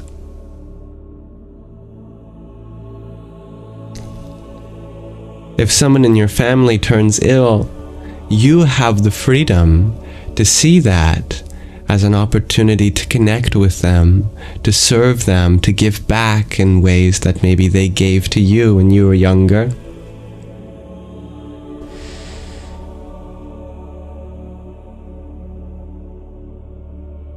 If you lose money, you have the freedom to see that as an opportunity to value the preciousness of our resources as they come and inevitably go.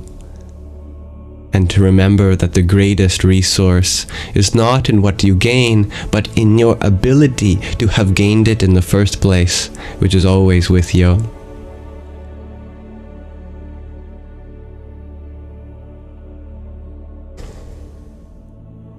No matter what happens to you, you have the freedom to find in that experience what you need in order to succeed.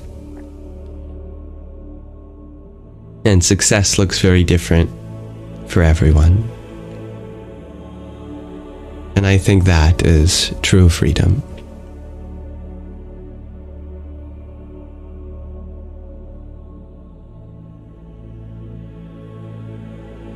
And thank you, dear Alicia, for the rose and tiny that you sent. Yippee!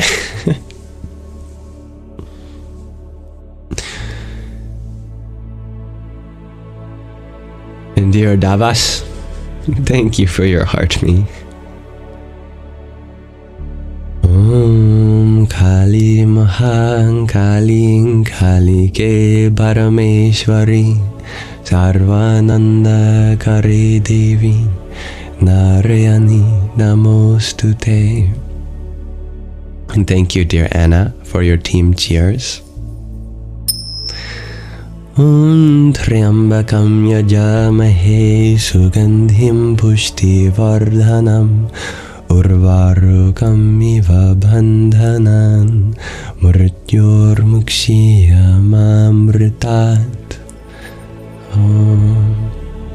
Melissa, you had asked, do I consider it a failure of your soul if you were to reincarnate instead of attaining moksha? Now this question is a very important question, and I'm glad you asked it, Melissa.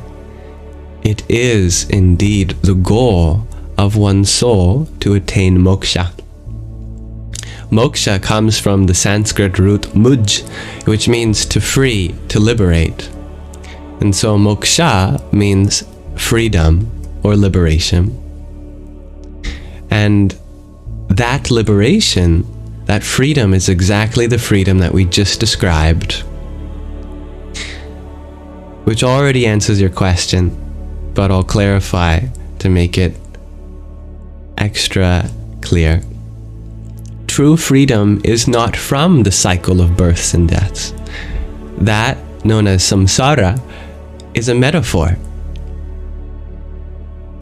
Moksha is not attained by not reincarnating again, because that assumes the problem is being alive. The problem is having a body or a mind. That's not the problem at all. It's a blessing to have a body and a mind. The thing to be free from is just what we talked about before. Free from feeling like our circumstances limit us. And that includes the illusion that we are bound by our body. So when the great saints and sages tell us to go beyond the body, they're not saying to leave it behind and never incarnate again. They're saying, in this body, recognize that you are already beyond it. And that is true freedom. That is true moksha. And you can't fail at that because it's inevitable. It's just a matter of time. Failure implies that there's a way of not attaining moksha. But moksha is the inevitable consequence of life. It is the natural state of life, and we all return to it. As such, there's no time limit. There's no failure on the spiritual path. In mathematics, we call that monotonic, something that never goes lower. It may stay the same for as long as you want. You can stay exactly as you are, or you can go higher and stay there and keep going higher, keep going higher. On the spiritual path, there's only two things. You either stay as you are or you go higher. There's never a drop. No lost progress, no failure. All you do is you climb to the next rung, and then you stay there for a while. Sometimes that feels like failure because you expect yourself to always be climbing higher and higher. And so not climbing higher, according to your baseline of going higher, feels relatively like you are getting lower because you expect yourself to already be up here, but you're down there still. Your objective keeps moving, and the distance between that and yourself remains increasing, so it feels like you are getting lower, but it's only because you've identified with a place that you're not at yet. But if you allow yourself to be exactly as you are, then it becomes immediately obvious. There's no sinking, there's no dropping, there's no loss, no failure. There's only where you are now, and if you decide where you want to be when you go higher, and no timeline necessary for that.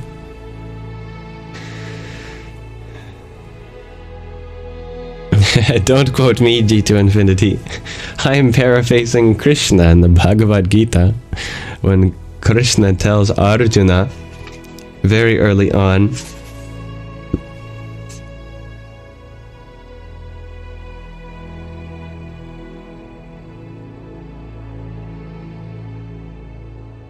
I wonder if I can find that.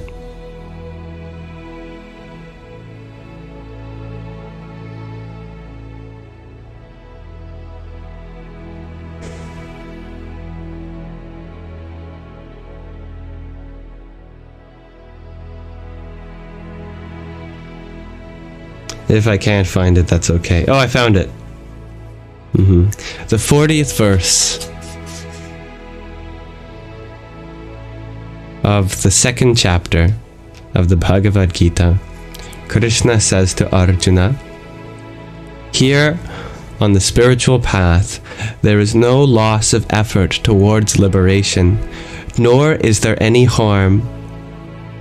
Even a little of this knowledge protects one from the great fear of samsara."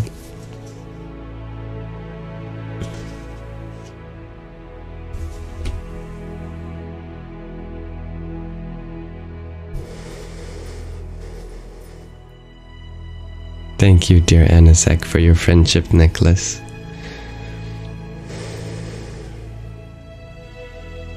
May we become like a very large friendship necklace, each beads of friendship strung on a thread of common love and joy.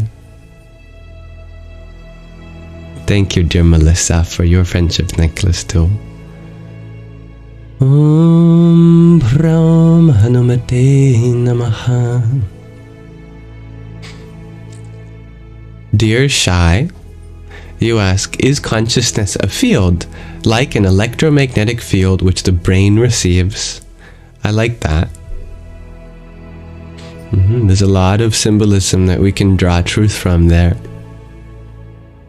Because it's not that the brain generates consciousness,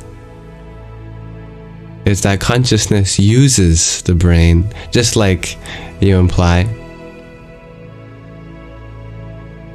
Yes, I think that's a wonderful description.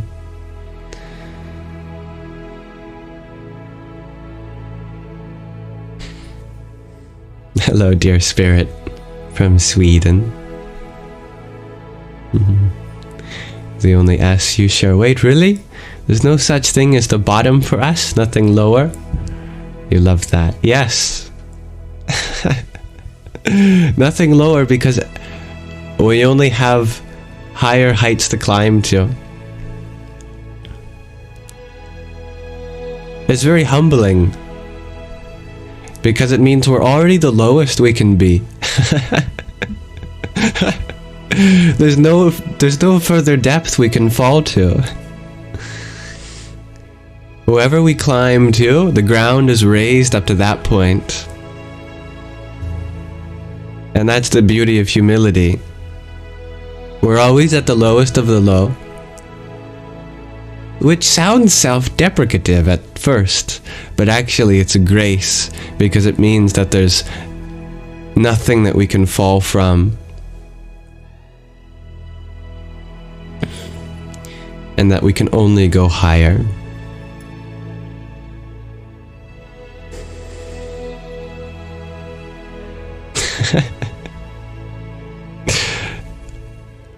Obscurus Magus, or Magus, you ask, do I get angry? And when I do get angry, do I use it positively? I like the way that you know that anger itself is not a fault, but the way in which we use it, that depends on, it is that which its positive or negative sentiments depend on. If your anger is to uphold a boundary, then that is a very powerful and righteous use of anger. If your anger is to dissolve boundaries, or to push or cross another person's boundaries, then that is not a very righteous kind of anger whatsoever. Anger is a force that can be used to either uphold boundaries or cross them. It's a double-edged sword, because anything that has the power to do one has the power to do both.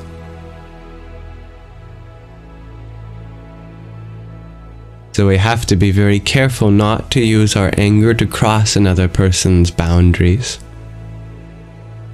But if we are in a situation which we need to uphold our boundaries, then without crossing theirs, we can use our anger positively.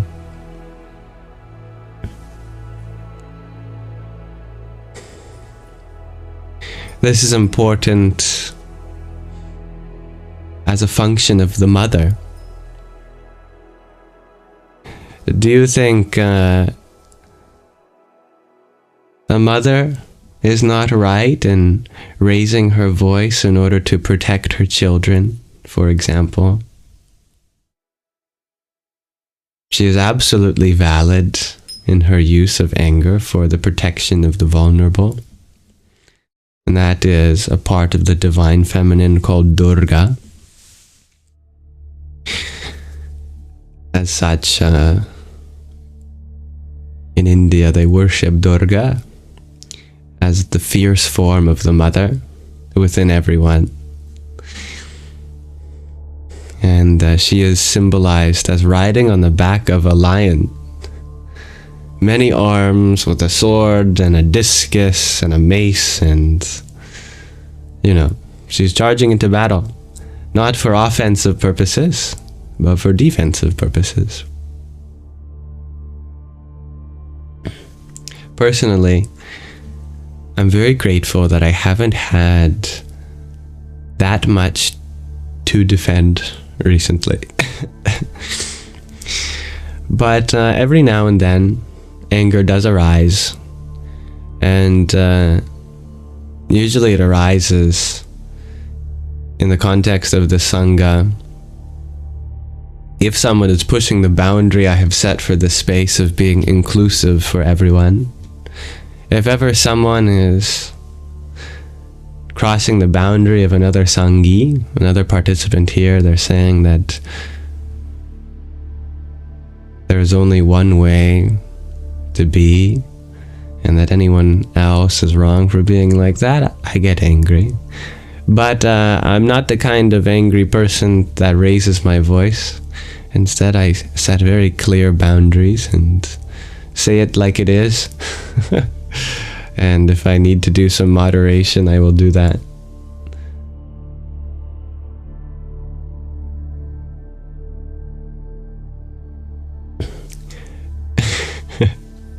Thank you, dear John Simon, for your GG.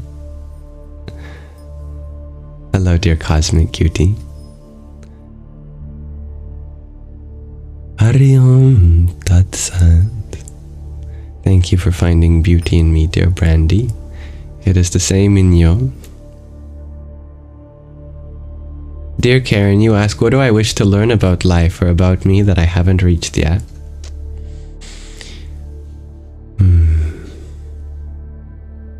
It'd be nice if I could sing a little more in tune. Having a father as a musician, you think that I'd find my singing voice, but it's taken many decades so far to be able to have the confidence, first of all, to sing. Second of all, to sing in such a way that harmonizes with whatever is happening. Now that is a journey I'm definitely smack dab in the middle of.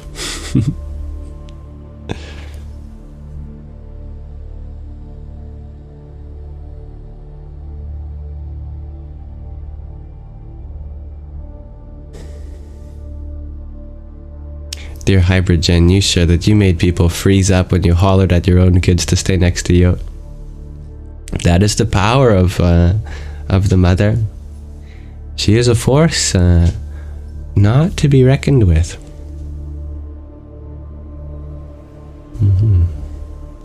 Dear Cece, you were wondering if the name of Durga. Yes, it's the same as Radha, just different faces, like your mom. Your mom at times is the most sweet, wonderful, beautiful woman. Other times she's very fierce. And it's the same person. So too, it's one of the biggest misconceptions about polytheism, is it's the same divinity in each form, just a different face coming through. You know? When your mother is being all lovey-dovey, that is Radha. When she is clear with her boundaries, that's Durga. When she is devoted to her partner, she is Sati. And when she is providing an opportunity for us to take care of her, she is Sita. When she ain't need no one, she is Kali. When her dark side comes through, but it's all the mother. It's all Shakti, energy, just in different forms.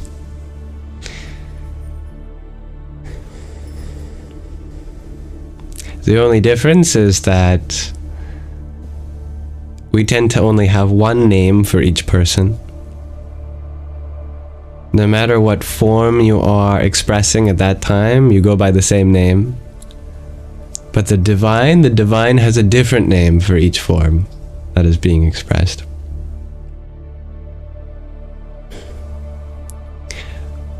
And what about Parvati? She is the mother as well? Yes, of course. Parvati is the reincarnation of Sati. And Sati, as I said, is the form which expresses devotion to a partner. The reincarnation of that essentially exemplifies the new identity that one takes on after finding power in their devotion. Because you know, when you become devoted to another person, this is true, masculine, feminine, that you discover a new part of yourself as they help you discover that. Part of the beauty of having a partner is that they see something in you that you didn't even recognize yourself. That is Parvati.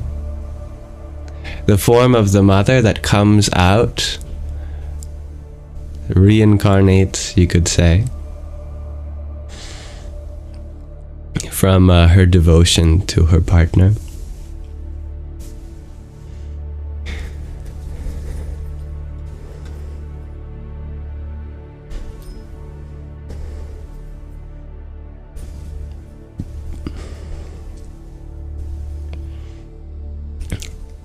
UK History Talk, you had asked, does complaining about life bring more negativity? Well, you can try it for yourself. Maybe you already have. Just try complaining about everything and then see if things get better or worse.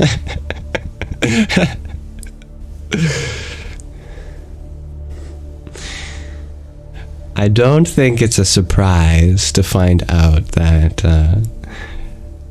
things do not get better through complaining.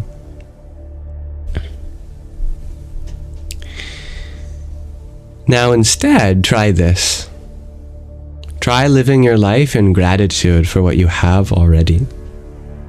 Now for this, I think you might be surprised that instead of things staying the same, as you might expect by being grateful for what you already have, you start receiving even more and more grace.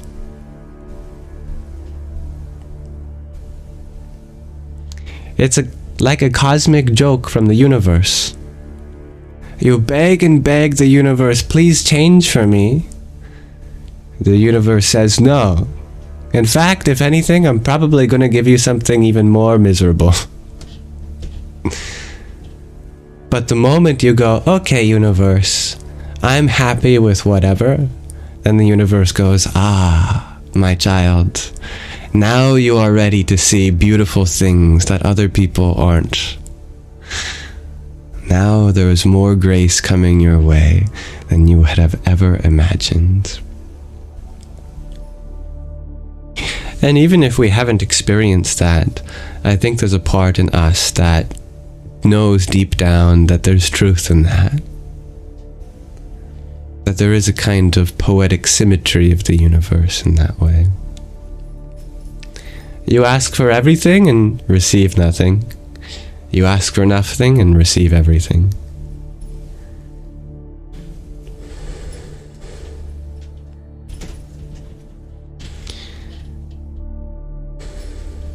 And obscurus magis. You ask if I believe for a moment that Christ taught Hinduism. Now that is a delicate question, because we have to simultaneously uphold the genuine distinction that exists between religions, whilst also realizing the unified essence of them all. So I would not say that Christ taught Hinduism, but I would say that the teachers of all religions teach the same truth, because truth is one and not different. That's just a different way of saying the same thing, I think.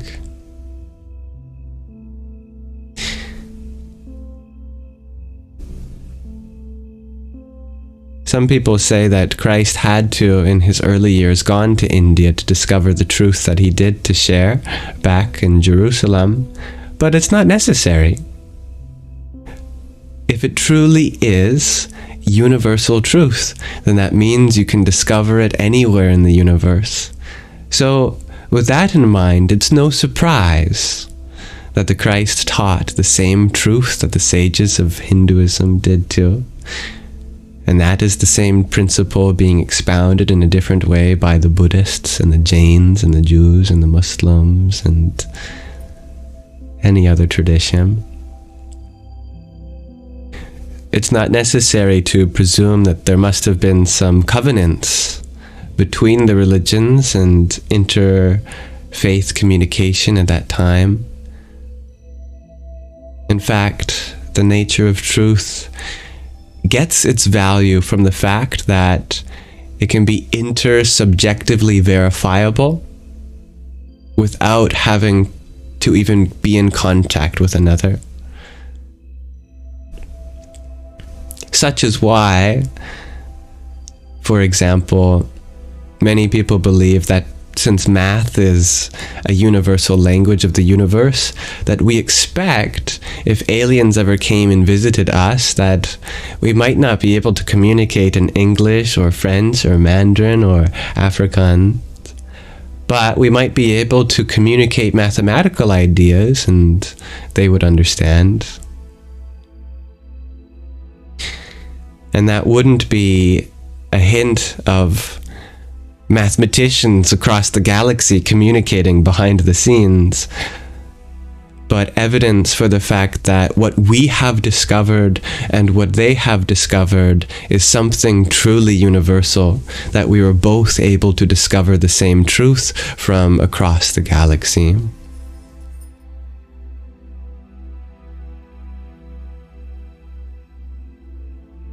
And hence a similar analogy applies for the different religions. Thank you, dear Daniela, for the rose you had sent too. Om Shri Mahalakshmi Namaha. Thank you, dear Karen. Actually, any generosity I have to give you is truly something that you're already giving me.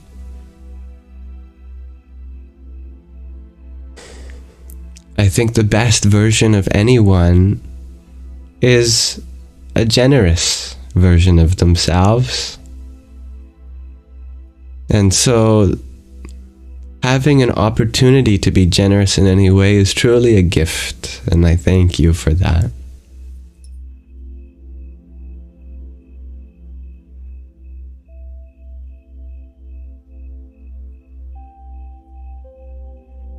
Dear Chris, you ask, what do you do if you're in the mental health and you want to get out, but they won't let you out of that? I think there is a word missing from your sentence, but I assume it's a place in which one is getting treatment for their mental health of some kind. Well, I respect an individual's ability to choose. If there is a formal process that allows you to leave and you feel like your mental health is better attended to in another place, then I encourage you to keep that option in mind. Otherwise, mental health, the knowledge and research behind mental health has come a long way, and the places that can help us with our mental health are often very different from the idea of asylums where people are locked up for no reason just because other people believe there's something wrong with them. But given the fact that you have the ability to be on your phone watching a TikTok live, I assume it's not like that.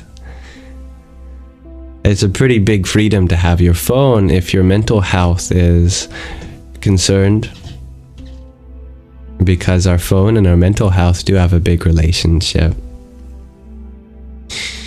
If people around us are concerned for our mental health, that's important to acknowledge.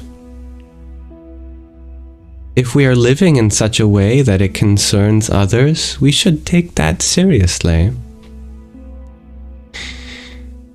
If, however, they are causing us unnecessary harm, well, then of course it would be better if you weren't there.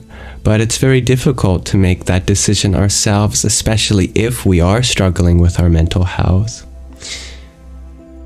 It can feel like people are out to get us, but it genuinely can be true that there is a support around us that's happening, and the boundaries that are being set around us are not to limit us, but actually to protect us.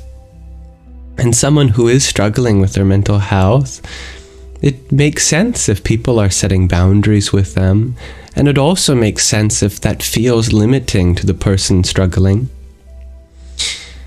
And I hope that anyone who is in that situation also has a support group of some kind to affirm them and love them and tell them that it's okay, that you're in a good place and that you're getting better every day.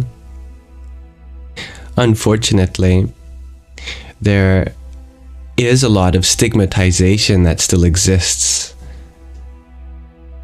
in the world of mental health. And it would really help to bring a spiritual perspective in.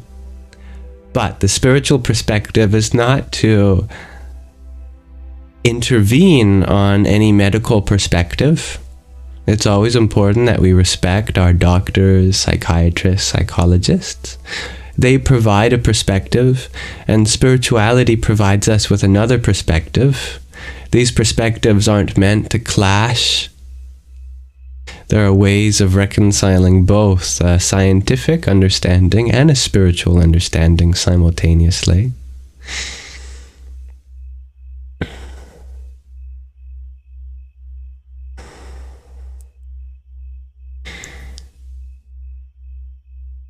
The spiritual perspective isn't supposed to replace any other. It just adds to it.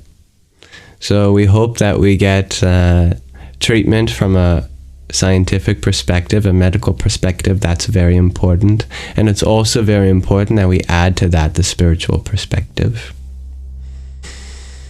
The spiritual perspective is that your mind is beautiful even in its differences, and that there's no wrong way to be human, and that your true self is beyond all the traumas that you may have experienced.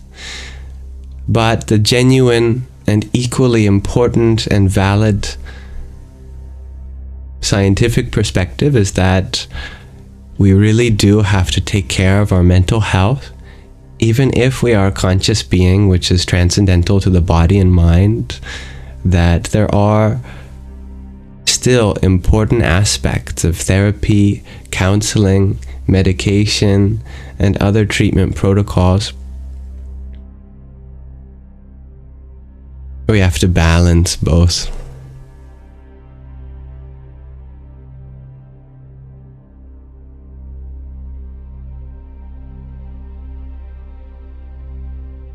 Thank you, dear Ray Angel, for the hanging lights you sent as well. Om Namah Shivaya. Hi, Bridgen, you share, but you gotta lie during your evaluation?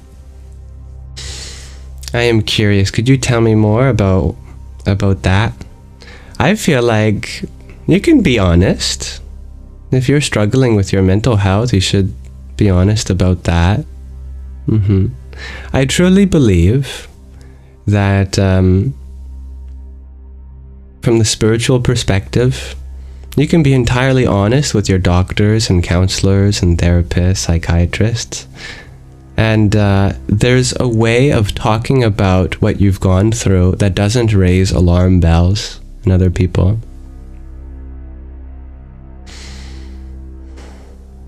It's just the way in which you express it, which can be either a sign of good mental health or a sign that there's something that we can improve.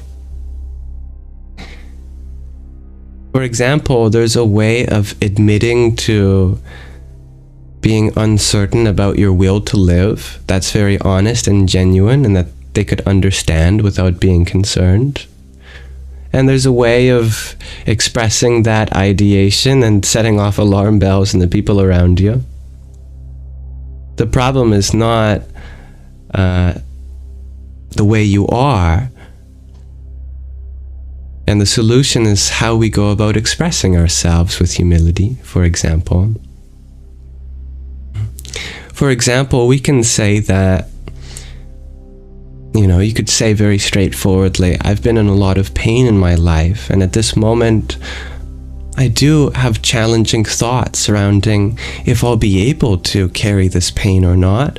But at this moment, I'm still committed to learning how I can live and process this pain.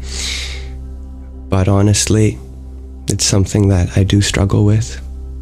You could say something like that, and you've effectively admitted to the fact that you struggle with the will to live, but now it's expressed in a way that they're not necessarily going to put you on watch for anything. For example, if you share in your case that you see lights and sparks randomly, supernatural signs, well, there's a way of saying that too, which is going to raise flags in another person's mind. And there's a way of expressing that with a kind of humility where you don't take yourself seriously. And I think that's the biggest difference. As you can be really serious about it, you could say, I see signs and people talk to me in the bushes and I hear voices and they tell me to do this and that and I think they're real, and I think the government is preventing us from all experiencing that, If you say it like that, well, of course people are going to be suspicious or concerned for your mental health. But you could say the exact same thing in a more healthy way. You could say, it's interesting.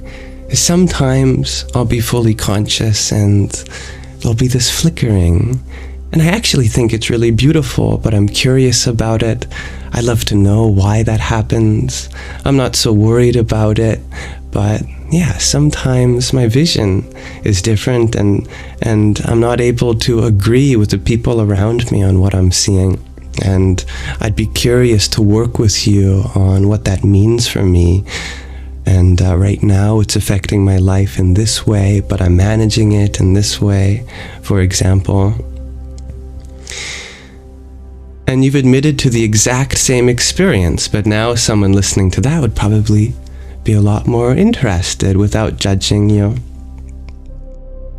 So, for those that do fear that they're going to be judged in a medical process, especially if it surrounds our mental health, remember that actually the way in which we express ourselves says a lot more than what exactly we are expressing.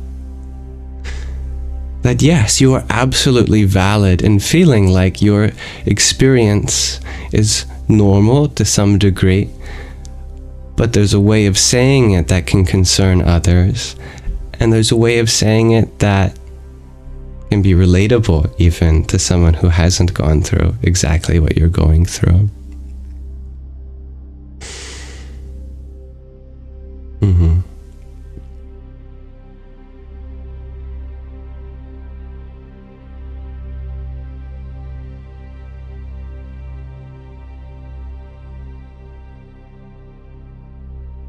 Thank you for the follow, dear Sammy Joe. Thank you, Brass. And it's true, from a spiritual perspective, many of the things that we go through are gifts and spiritual sensitivities. But we have to be humble about that. Because if we exclaim that actually I have a superpower, our doctors are not going to receive that in the way that we want. So some amount of accountability has to be taken from us in the ways that we bring our spiritual side to our very real human side. At a very real level, yes, some of our so-called symptoms are actually spiritual gifts. But we also have to recognize the reality of the fact that spiritual gifts can happen through trauma, and that trauma does need to be healed in other ways for them to really become gifts.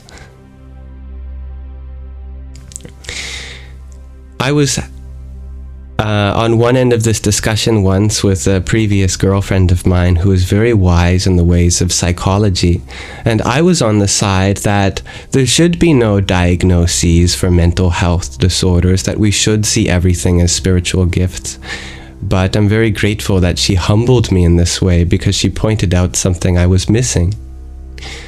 She said that even in a world where our spirituality is real, and that we are right that what we have gone through are signs of gifts from within, the reason we call it a disorder is because that gift has not become orderly in your life yet. And I thought that was really beautiful, that we're calling it a disorder not because there's something wrong with you, but because there really is a way in which we can turn that gift into something that creates a kind of order in our life. And until we do that, until we heal from all our wounds, then our gifts cannot truly be realized. And so there is a genuine reason behind having a diagnosis. From a spiritual perspective also, it's not necessarily a label that limits you, but a sign that you have a gift that is you are still learning to integrate in your life, and there's a process of integration. And our mental health practices, whether they be through medication or counseling or therapy or support groups or whatever, those are the mechanisms for us to integrate that gift so that they become something that imbues order in our life.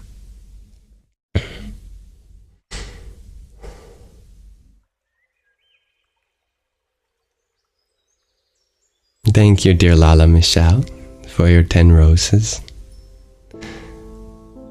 Om Namah Chandraya.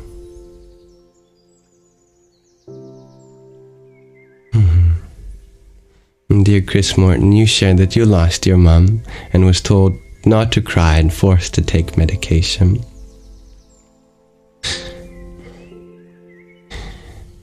Now, of course, that's not right. No one should be told not to cry. If you're grieving your mom, that's very real.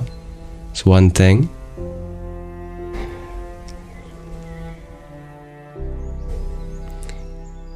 And we should we should have the choice to consent to a certain practice. Indeed.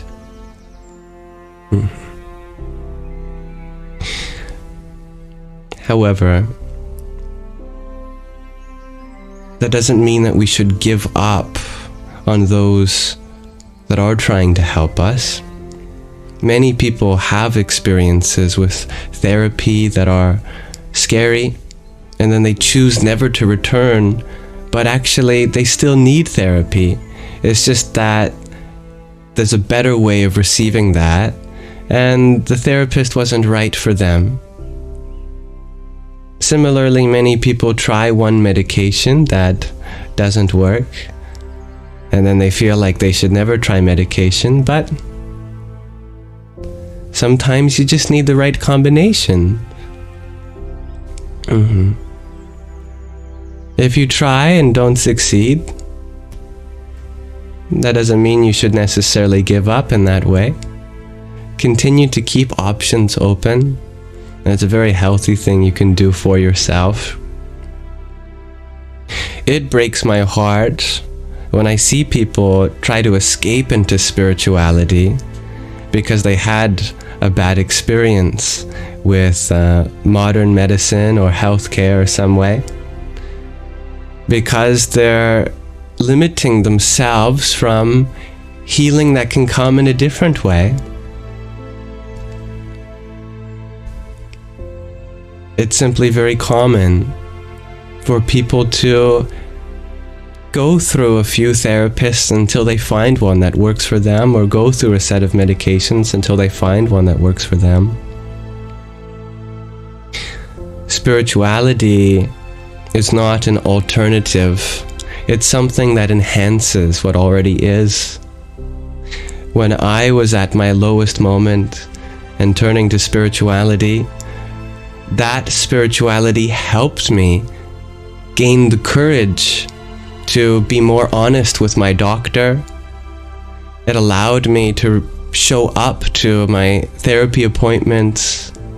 It allowed me to have some peace about why this medication was actually helpful. Allowed me not to fear about the effects of losing my sense of self or anything like that. So, please always keep your doors open when they don't need to be closed. We're allowed to live in a world that simultaneously has both sides, a scientific or a medical one and a spiritual one. And the problem lies not in any in particular, but in not having a balance between them.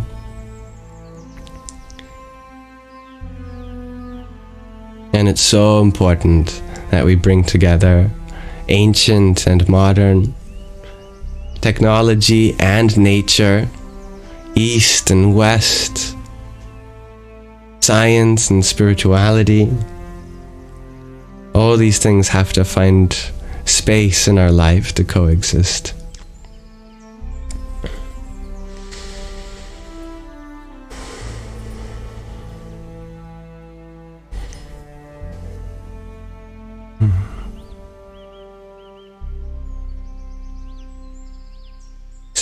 In spirituality, we find a long-term solution. But we won't have a long-term if we don't always deal with the short-term. You know? Like, for example, yes, mental health always takes priority for physical health, except when your physical body is about to die, and you won't have mental health if you don't have a body either.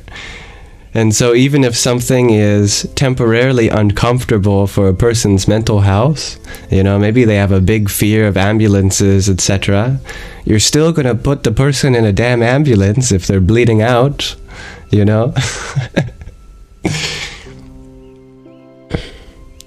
So too, yes, true happiness and freedom is not found in medication, but you might not have a chance to find that freedom if you don't give yourself the short-term stability of some medication, for example.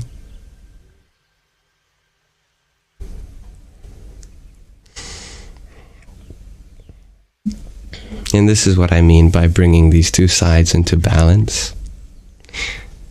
That we might not be able to find our spiritual truths, our self, if we don't take good care of our body and mind, and that's what some of these practices are for.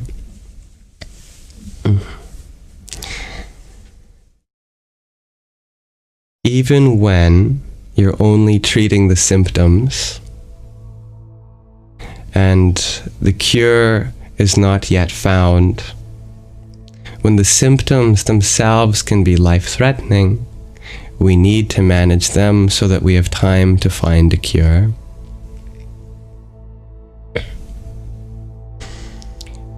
And I'm saying this as someone who has gone on medication and off them, that now that I'm off them, I don't say that I never needed them, because they really did provide something that I didn't have access to through meditation alone, for example.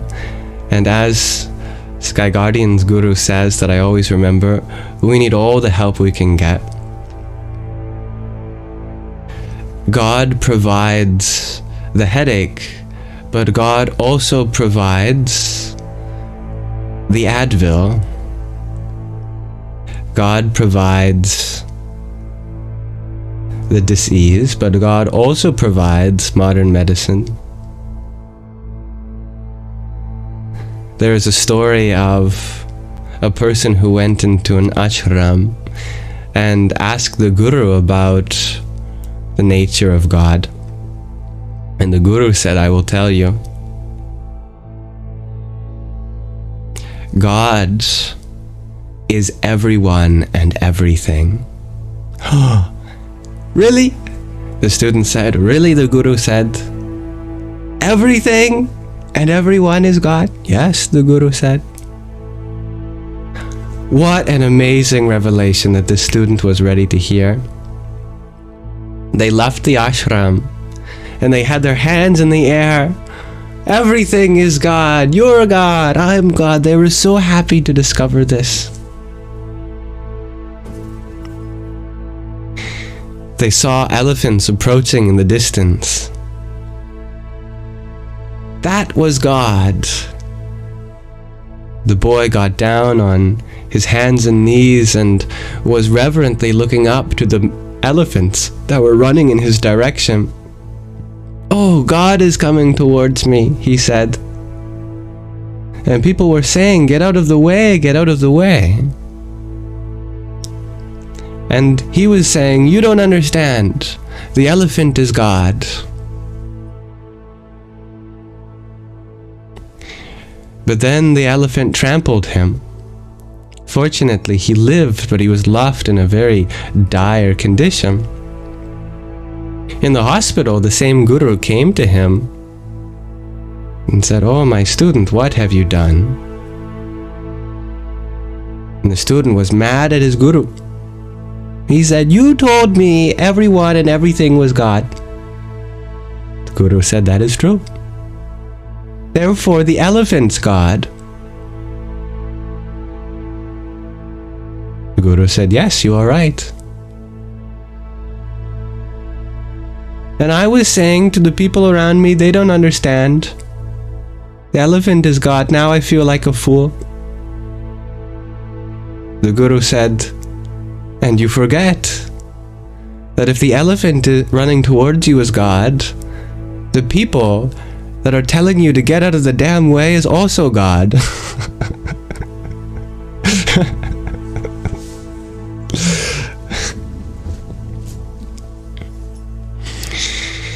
Oh, the student realized.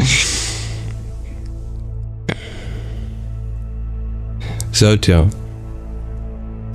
Yeah, it's a spiritual truth that we are not our body and not our mind.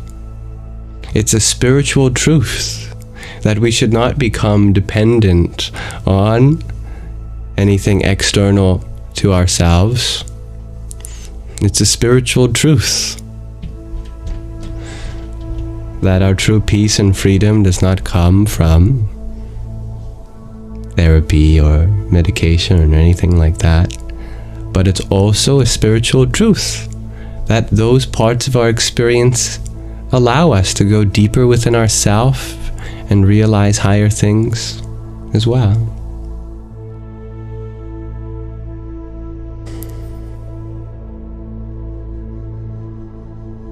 Thank you, dear Tatmamasi, for your quintet of roses. Om Dham Namaschandraya.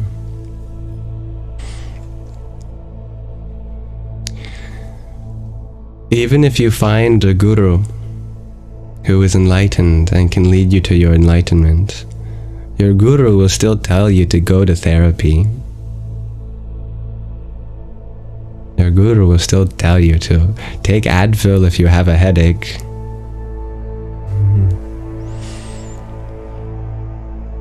Spiritual path is not beyond these things in the sense that your body and mind don't need them. It's that you don't need them. But if we are not our bodies and minds, then it's totally okay to acknowledge that our bodies and minds do need help. And I think that's the catch. Our bodies and minds need as much help as we can get. But our soul does not need any help. Because our soul is the helper, and one way of engaging that soul and being a helper is to help take care of everyone's bodies and minds, and that includes our own.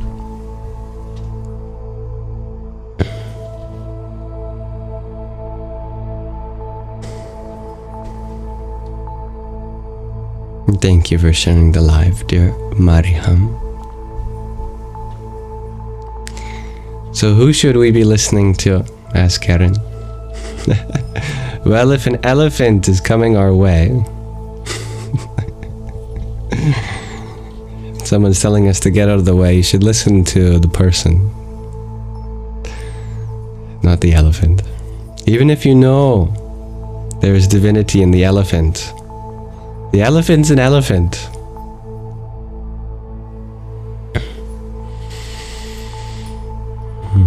Thank you, dear Jeffrey, for your heart me. Om Namo Bhagavate Vasudevaya.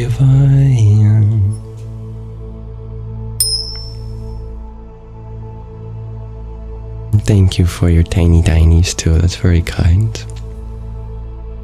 Yippee! Chris, you share you read a government book and then you went in the hospital. That sounds like correlation rather than causation. Sometimes events in our life appear to be correlated when they're actually not.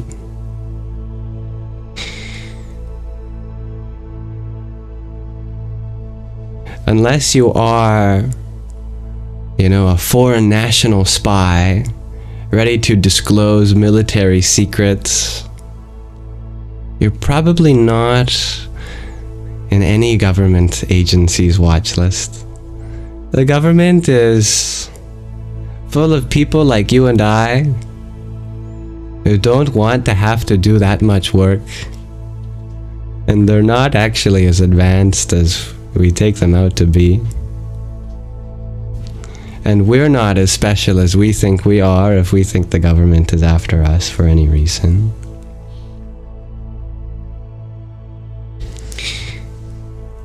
Now, someone might say that the government is paying me to say this.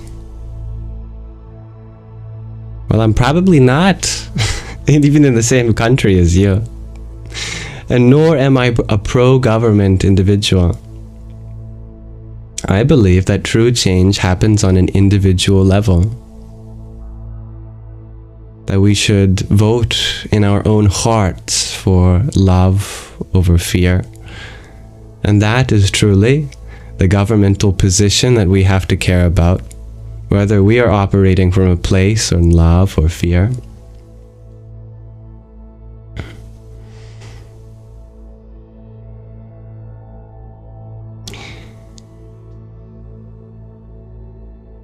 So, I don't mean to alarm anyone, but I say this very sincerely from someone that believes in the spiritual journey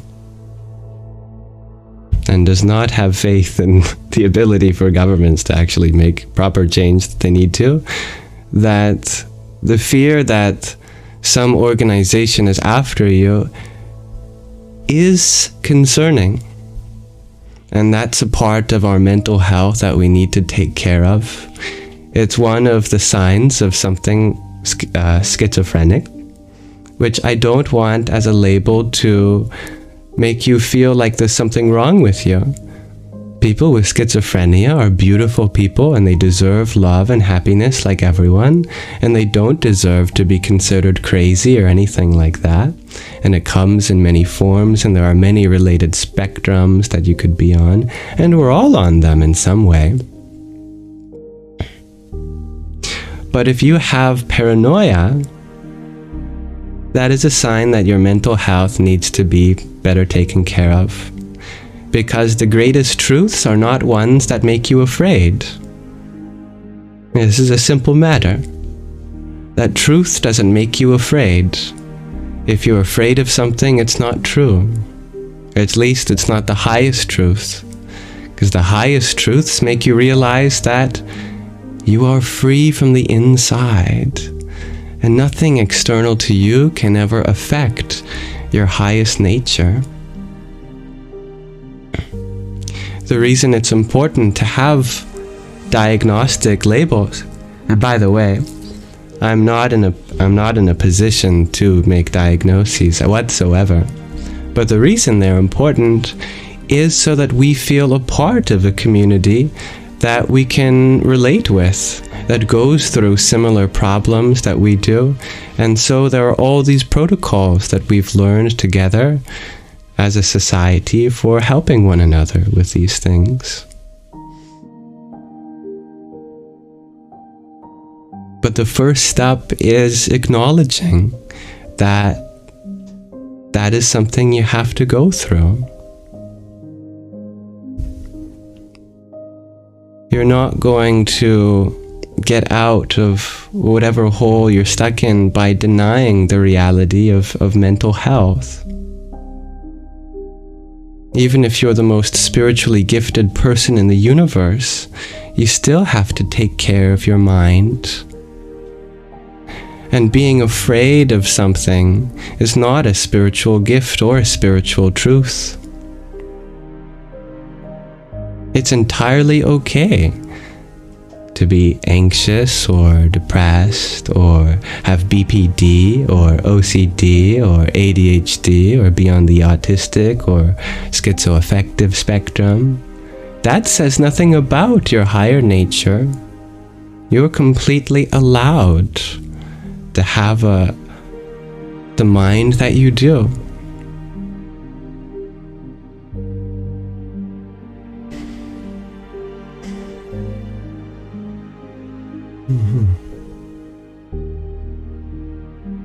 But if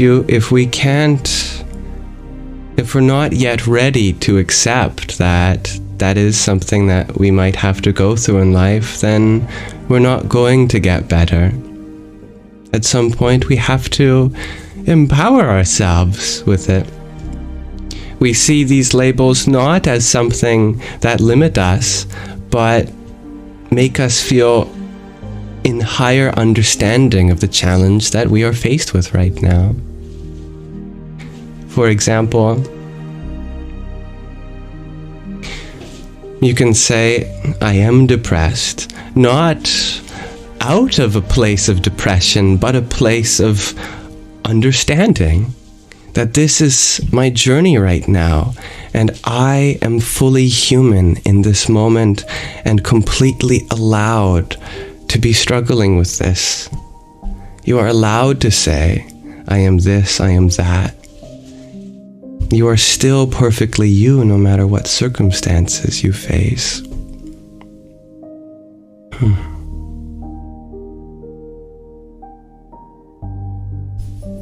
The first step is admitting that we could take better care of our mental health.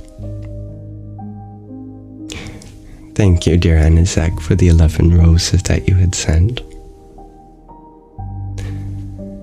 Om Brahm Bhairvaya Namo Namaha. And dear Jeffrey, thank you for your 20 roses. Om Kring Kalikaye Namaha. Now, dear Connie, you ask if I can please share advice on living outer existence life while experiencing the divine. Your receptacle to the divine is inside indeed, but that doesn't mean the divine is only inside. The divine exists everywhere in all things. We have to imagine, just as we feel that divinity within, that divinity is seated in the hearts of everyone around us, no matter how they're behaving. That's the journey that they're on in that moment, and that's the journey that we're on in order to interact with them. Even when someone is being unkind to you, you can acknowledge that's the divine, inspiring in us patience, acceptance, or maybe inspiring us to set boundaries.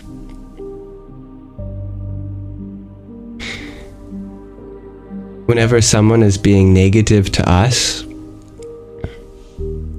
we can see that as a divine opportunity. We can look in their eyes and say, thank you for allowing me to become non-reactive, for allowing me to realize that my validation should come from within, and I can't depend on anything outside for that.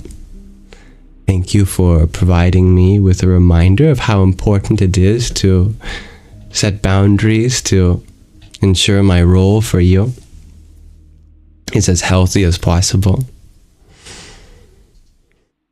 Everything that comes our way, if we just have faith that it's meant to awaken in us something beautiful, then the divine becomes a constant companion wherever you go. Dear David's mom, you share that your mom is in the hospital and she needs love and prayers. And certainly we can include her in our attention and our hearts in this moment. But you know, if your mom is unwell, the hospital is the best place for her to be. So, sounds like you're the one that really needs to be kept in our prayers, because your mom is right where she needs to be. And right now, you are carrying the weight of something in your heart, and so I send love and prayers to you. On top of your mom, of course, I'm not going to deny your mom prayers. But truly, she's exactly where she needs to be in this moment. She's getting enough care that she can. And if we're feeling unsettled, then clearly there's an opportunity for more love within us.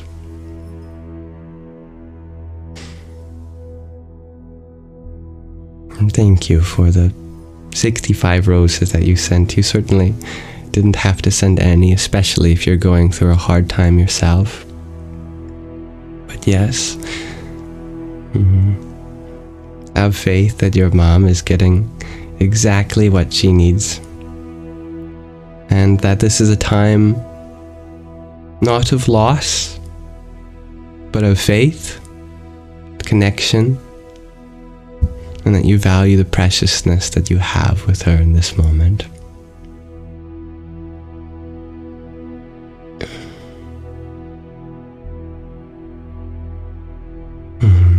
Now, I can't promise that anyone will make a full recovery, because if we hold on to hope that that happens and then it doesn't happen, then we suffer even more, don't we? What we should instead pray for is that we find trust in whatever happens. That if it is meant to be, that a full recovery happens, then we have faith in that, and we know that's meant to be. If it's meant to be that her soul is to be called somewhere else in this universe, then we pray that that transition happens peacefully, and that we find ways to receive love from that soul even beyond the body, and ways for us to give love back to that soul beyond the body too. The secret to successful prayer is not in praying for any outcome in particular, but to make peace with any outcome. That's where prayer really gains its merit. Because if we pray for any outcome in particular, if it doesn't happen, then we lose faith.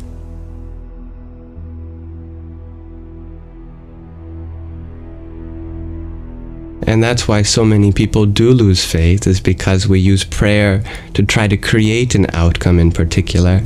But that's not the way that prayer works.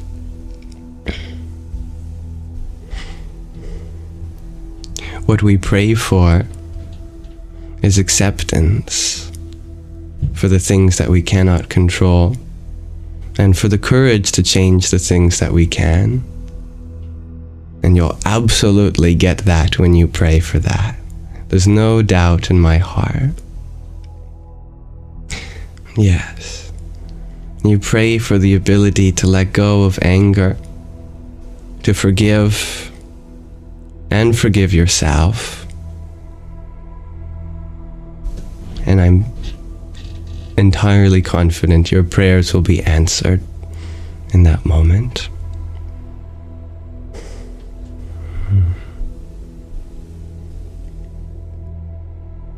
And thank you, dear Regina, for your heart me and pair of corgis. That's very kind of you too. Om Namo Bhagavate Vasudevaya. Now there's a lot of people that have come in here, and sounds like they may be going through a lot of things themselves, and that's okay. And you see in this place an opportunity to raise awareness for a principle that you feel is deserving of our attention. And that's a beautiful truth.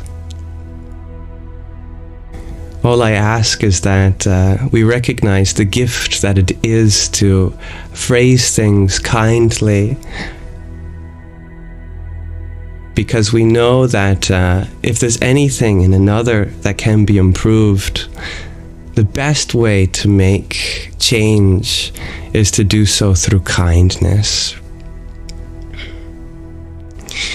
Just like if someone is angry, if you told them to stop being angry, it'll just make them more angry. If we tell anyone to not be the way they are, if they are doing something in an unhealthy way, that judgment may only add to the pressure that's causing such an unhealthy expression of maybe what they're going through.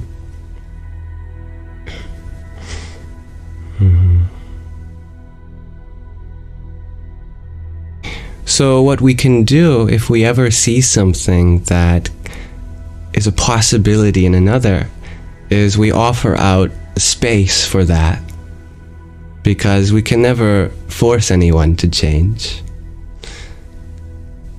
The most that we can do is offer our acceptance and love and tell them that it's okay to be as they are, and naturally those possibilities will begin to blossom.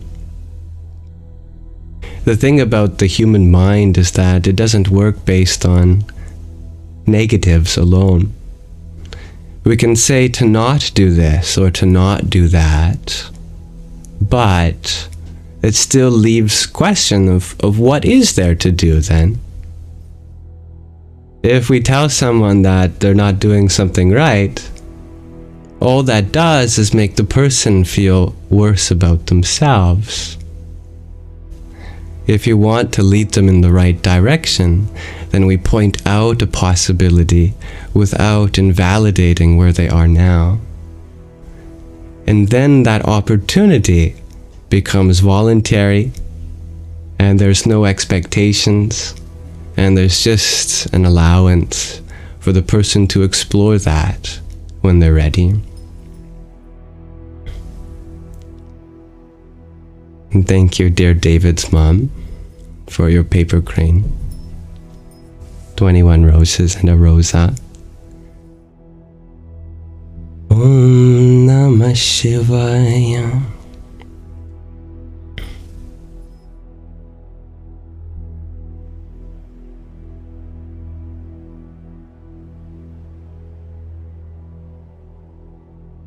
It is true that discipline has its place, but only when it is consensual. For example, a student becomes disciplined by their teacher only after they seek them out as their teacher. If we assume that we can discipline anyone that doesn't accept it, then we still have to learn that we are not ready to be a teacher, that we are still students ourselves. We see so much in the world that we want to change, and that's a wonderful thing. Many people may find things in this live stream that they would like changed too. But as long as we feel like the world needs to change in order for us to be happy, then we'll never be happy. You know? It's not about right or wrong. It's about our own happiness. And the only way we can truly find happiness is first in acceptance of the world around us. But acceptance doesn't mean sitting idly. I don't want anyone to worry about that. We might associate acceptance with not being involved, not doing one's own due diligence to be a contributing member of society or family or their occupation, etc. It's true. There are things that do need to change, but change best happens first from a place of self-acceptance.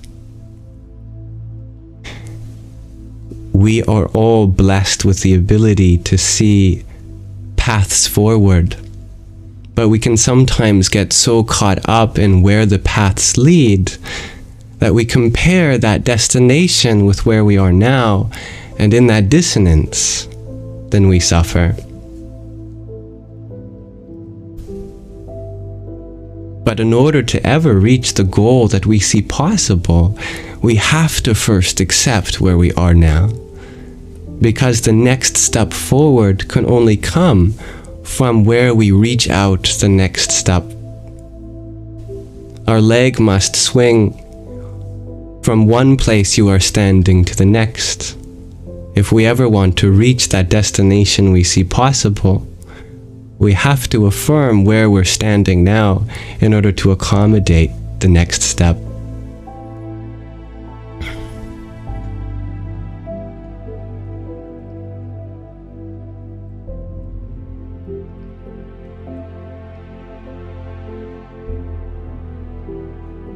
Remember that the source of happiness and the source of misery are both found within.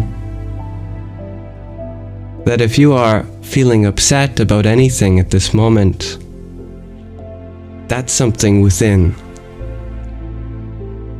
And that's a beautiful thing because it means that you also have the ability to do something about it.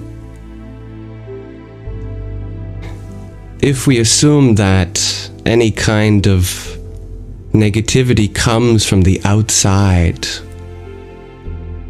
then we're giving our power away, because then we can't be happy for as long as the world is like this, or someone is like that. And I want everyone to be happy. especially everyone here. I know that everyone deserves to be happy. Everyone deserves to heal from whatever they're hurting from. And that everyone is meant to be here. It's just that at some points in our journey of life, there becomes heartbreak. There becomes difficulty that may beget sadness or anger or frustration. And that's entirely okay. You're absolutely allowed to feel the way you are right now. And it's not your fault.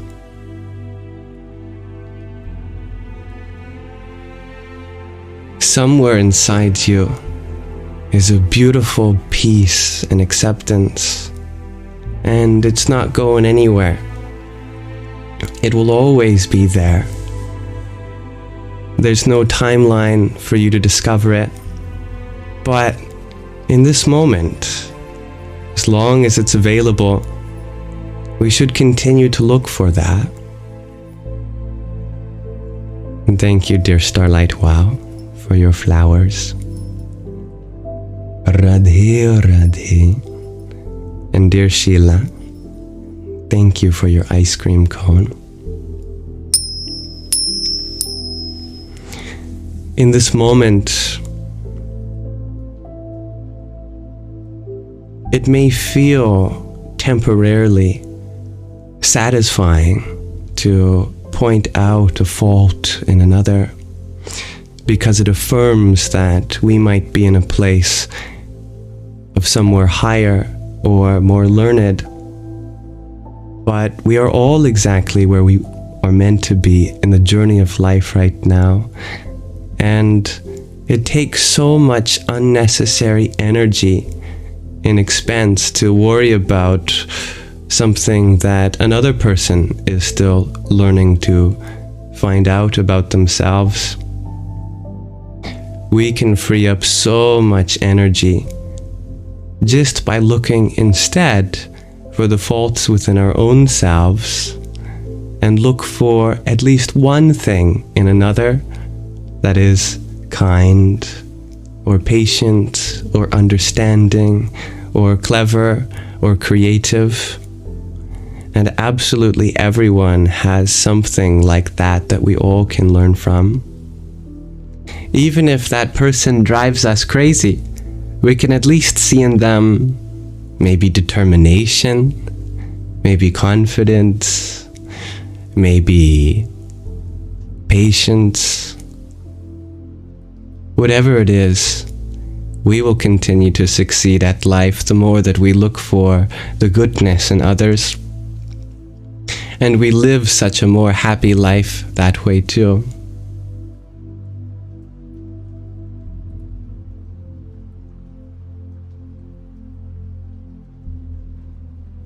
I love the way you put that, dear G to infinity. We must exercise patience and compassion while still balanced with our own boundaries. Indeed. Everyone deserves to express themselves. Everyone deserves to be heard, and for that part of them to be expressed, finding an ear to listen or an eye to see. However, when we do cross another person's boundaries, although it might seem like a kind of limitation in the moment, having a boundary set is a very healthy thing for everyone involved. Of course, it's healthy to ensure the sanctity of the person's well-being who's setting the boundary, but also those whom are receiving the boundary. They help and channel their own energies to eventually be redirected within.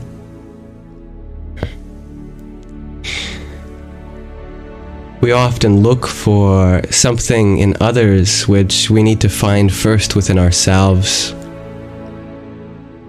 Boundaries can help channel our awareness so that we allow others to look within without limiting their ability to express themselves.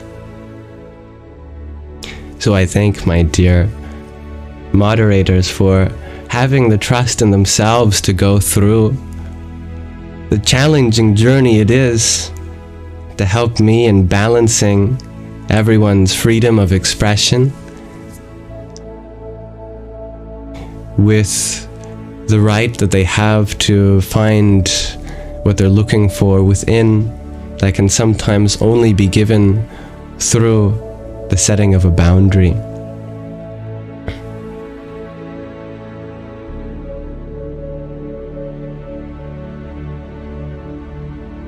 Thank you, dear Renee, for the heart me you had sent.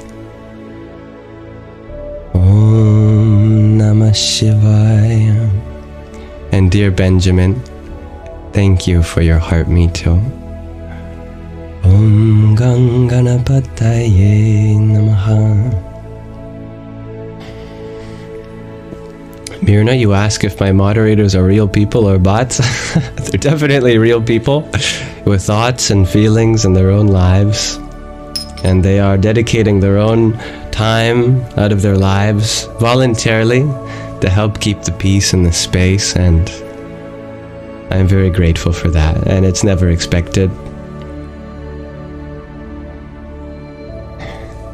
And it's quite alright that we do experience disturbances in the space, because that's life.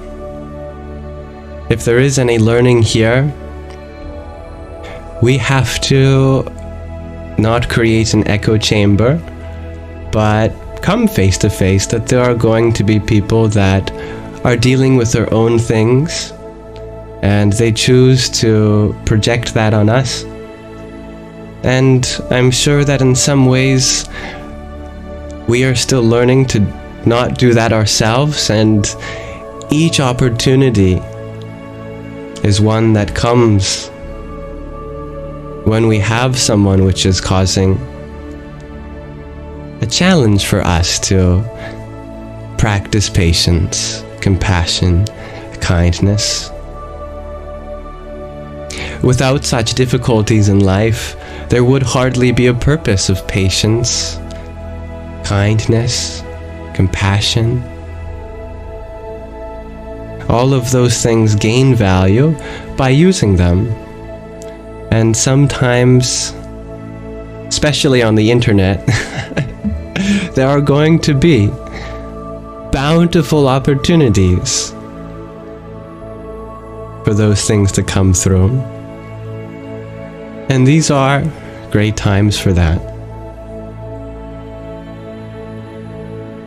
Mirna, you ask, are my moderators in my room? No, they're in the chat with you. You can look next to their name. Do they have a little icon of a person with, what is it? It looks like a little shield next to them, like Dear G to Infinity and Anna. They're from all around the world. And you are welcome to volunteer yourself if you ever choose to, but it's never expected. So don't feel like it's necessary. A moderator, if you don't know, is someone that has the ability to mute a user or block them. And I've instructed my moderators to just use the bare minimum moderation. Allow people to express themselves. Give them a chance of course, taking accountability of their behavior. And if that's not possible, okay, maybe they lose their ability to comment for 5 minutes. If that's not possible, maybe another 5 minutes. But generally I leave blocking only to people who have returned time and time again and seem to not improve. But even then, it's often just easier to mute them, as most people do not come for more than 5 minutes to troll. It's actually pretty impressive for them to wait out 5 minutes and then after they're done, go back at it, you know? There is something about that is impressive. And I respect that. And as I said before, I respect everyone's principles that they wish to uphold, because that's all everyone's doing, is wishing to uphold principles that they feel might be being invalidated here, for example, or anywhere.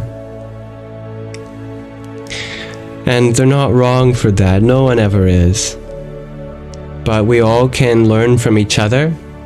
We can genuinely ask ourselves,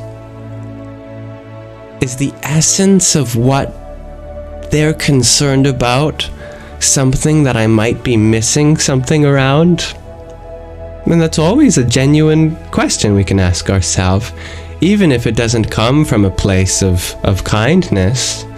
There is a concern, and we can validate that and ask, go deep in ourselves. All right, someone may be concerned about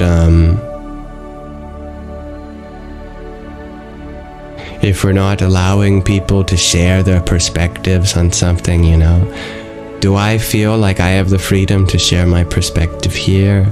Do I feel like I'm allowing other people to share their perspective, you know? And you can ask people around you.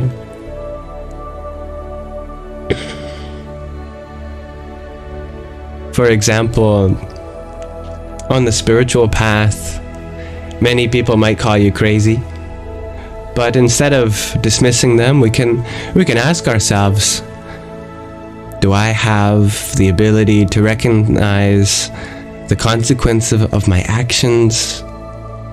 Is it possible that I could hurt someone by the things that I'm saying, or hurt myself? Am I of harm to people around me? Do I have the ability for healing, kindness, etc.? You know, you can affirm yourself in that way. Ask the questions that are important to ask in those situations, and set boundaries where needed.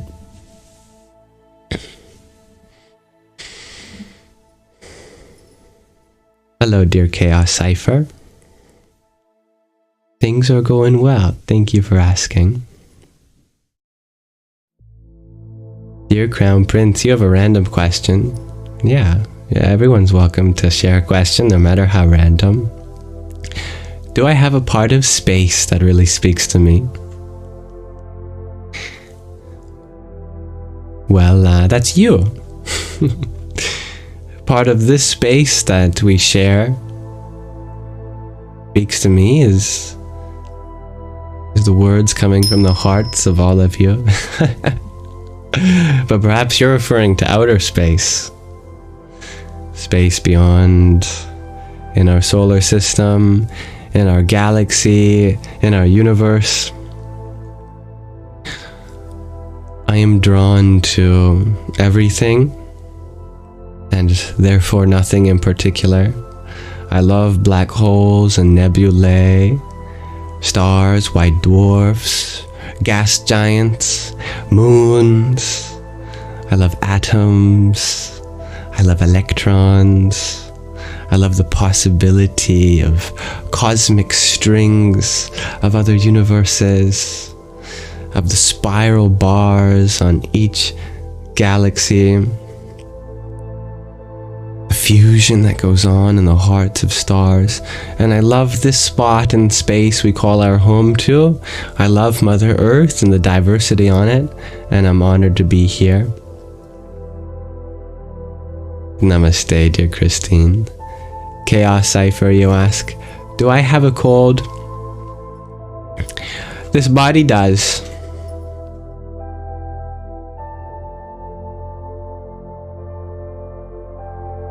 You're welcome to share your question, dear David.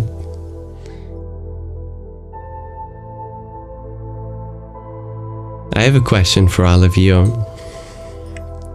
Today I wonder, if all is one, why so many?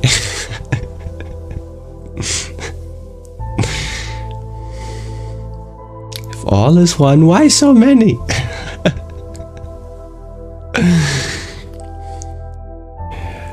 You're free to interpret that in any way that makes sense to you.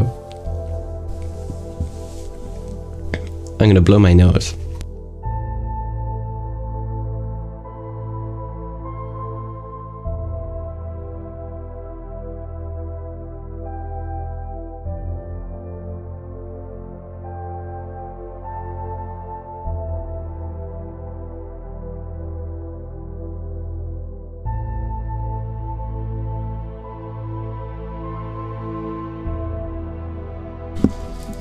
The more the merrier, shares Mirna.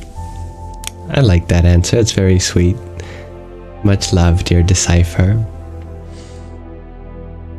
What a beautiful quote, dear Crown Prince. I am the cosmos made conscious. Or are you consciousness who has begotten the cosmos?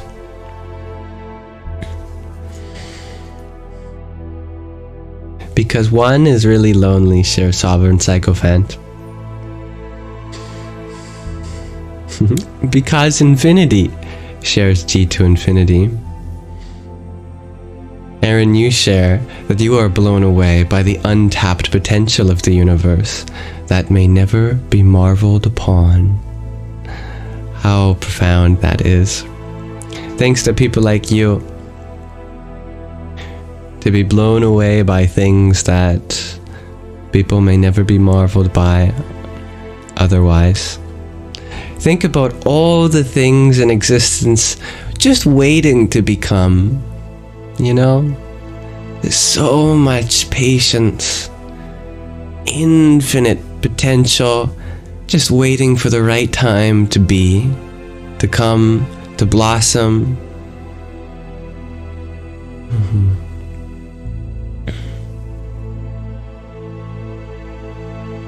So many to blossom, the so many possibilities of the only one, shares Tattvamasi. Hamster Mama, you share we must connect our inner soul with nature. I concur. Jesse, you share more perspectives equals more God knows itself. I like that. To be able to share, shares Tati Monica. All for one, and one for all, shares Chris. That's very beautiful. Vicky Moon, you share for perspectives and lenses. Indeed. Hello, I love yourself. Sheila, you share multiplicity, but beneath still one. Succinctly put. I think I have heard that song, dear Crown Prince. The beautiful song that is one of many in an album for the various planets, I believe, by Sleeping at Last.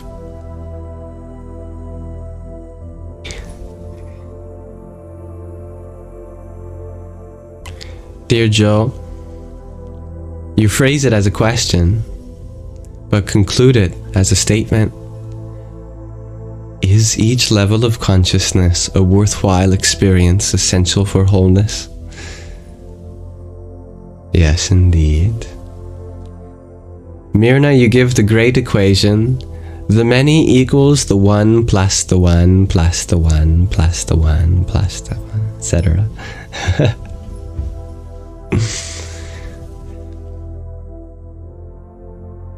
Such beautiful words, everyone. I love the word everyone. Everyone.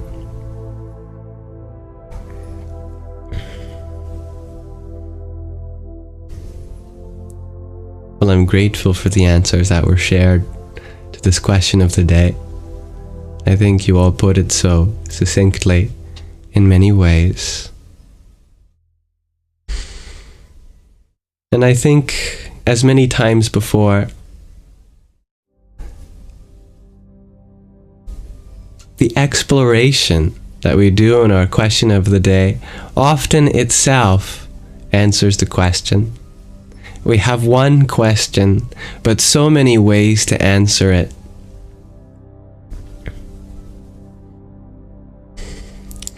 In the same way that there is one source, but so many ways to express it.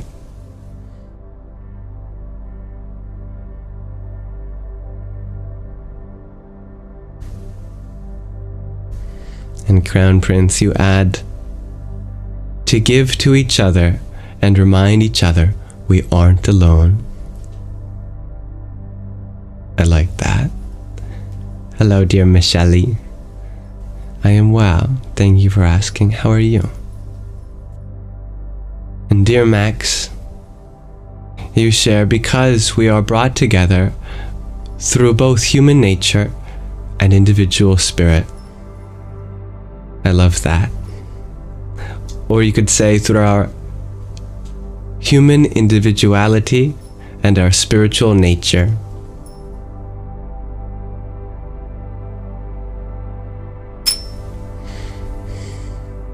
Sovereign Psychophant, you share that listening to the birds, you're never alone. It's beautiful. I'm always in awe of your connection to nature. Interconnected. A wonderful one-word answer from Sheila. In Tattvamasi, you share, consciousness without two isn't experienced, so many to experience the one. That's beautiful. Om Shanti. Myrna, you share, it feels like we are growing up together here in my space. I feel the same about you.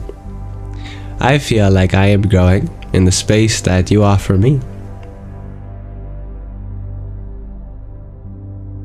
Billy, you share different traditions, languages, cultures, communities, and personalities, etc.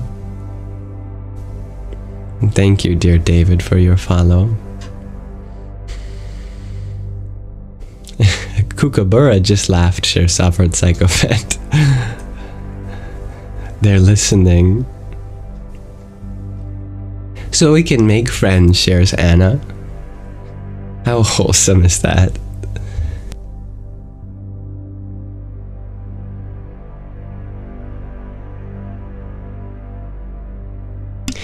Hola, dear Marlin. Christine, you share, we are all connected together by silver cords. Together we are one. And I love that you write chords CHORDS, just as musical notes come together in harmony as chords.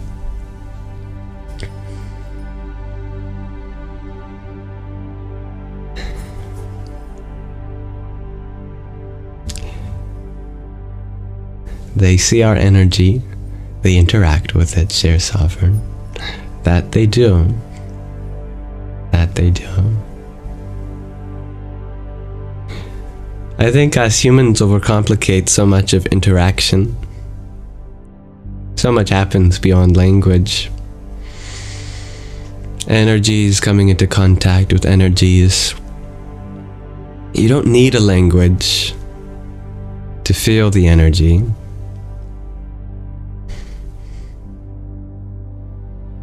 Such is why pets are still so understanding and empathetic of our feelings, even when they might not know what exactly it means when you put it like we do in terms of human words. Max, you share, many go on different paths and experiences, but we all share life together. We have to. There is no other way. Dear Crown Prince, you're wondering if I watch anime? And even if not, you have one recommended for me. I appreciate your determination in sharing something meaningful for you, as you trust in its ability to touch another person's heart.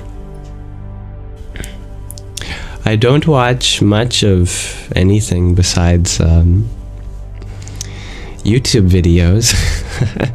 I love watching YouTube videos about random things, about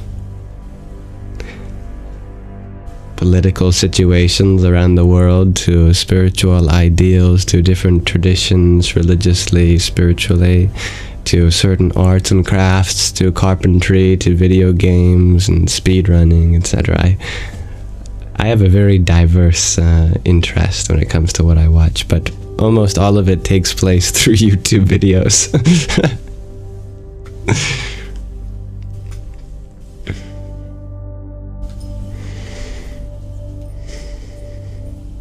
But the fact that you wanted to share something from your heart is a beautiful thing to do, and I receive that.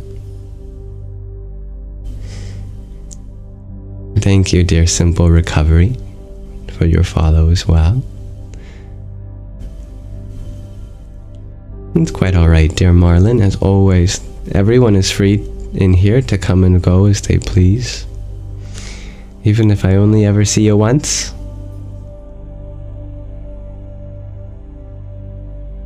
That is enough for a connection to be forged.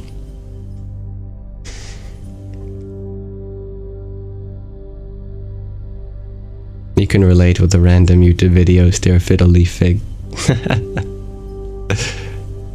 Joseph, you ask, what's my favorite color on a fruit? Orange.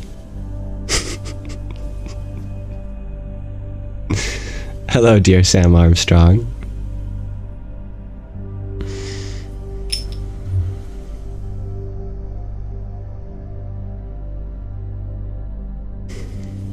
Each is an expression of God, Heidi shares, in reference to the question of the day.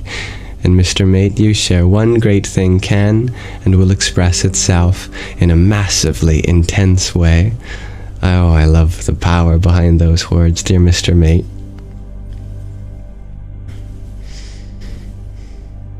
And Anazek, you share spirituality, energy, and many other things. When we don't know answers, God knows.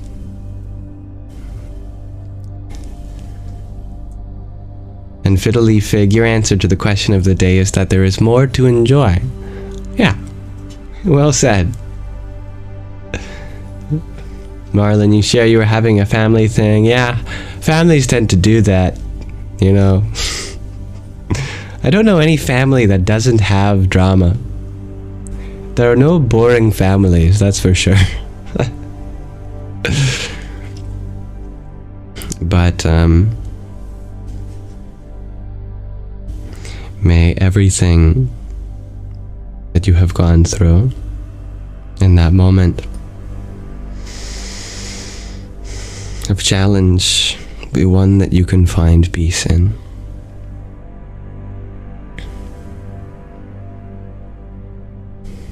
And faithful being, you share, because individuation is the best way to observe all aspects of the self and give things shape. Tadastu. Thank you, dear Nikki, for your follow too. Dear Matilda, you share, you're trying to stay faithful and let go of control. I love the way you put that, because faith is all about letting go. Yeah.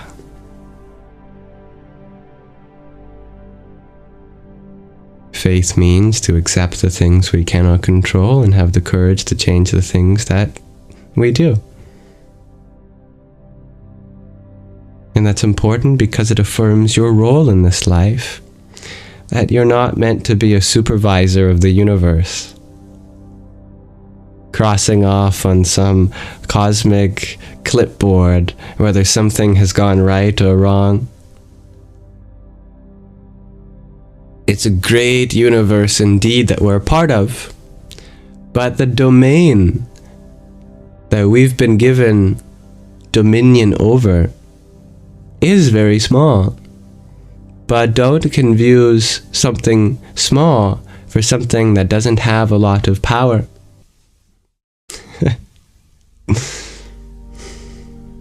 That's the spiritual way of saying it's not the size that matters, but what you do with it. And in this case, we're referring to the whole body. The whole body is very powerful, and yet it's very small compared to the whole of the world. But what you are capable of doing with your body is very great. Your body can change the world from one small interaction at a time. We forget the power of exponential growth. Let's say there's 10 billion people in the world. That's a 1 followed by 10 zeros. And let's suppose that you interact with 10 people every day. I'm consciously overestimating the number of people in the world and underestimating the amount of people that you interact with. Even if there's 10 billion people in the world and that you only interact with 10 people every day, then those 10 people will interact with 100 tomorrow, 1,000 on day 3, 10,000 on day 4, 100,000 on day 5, 1,000,000 before the end of the week, 10 million by the week's end, 100 million in 8 days, 1 billion in 9, and the whole of the world in 10 days. Every time you interact with someone, in 10 days' time, your message reaches around the whole world. Because the energy that you give in a social interaction becomes carried with the person that you touch, and that energy transfers to everyone that they meet. If you want to send love around the world, at the most 10 days is all it takes to reach every single human being. That's the power of exponential growth.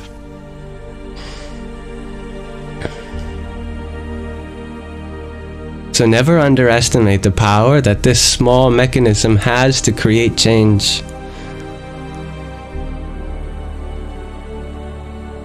You create ripples around the world every 10 days at the most.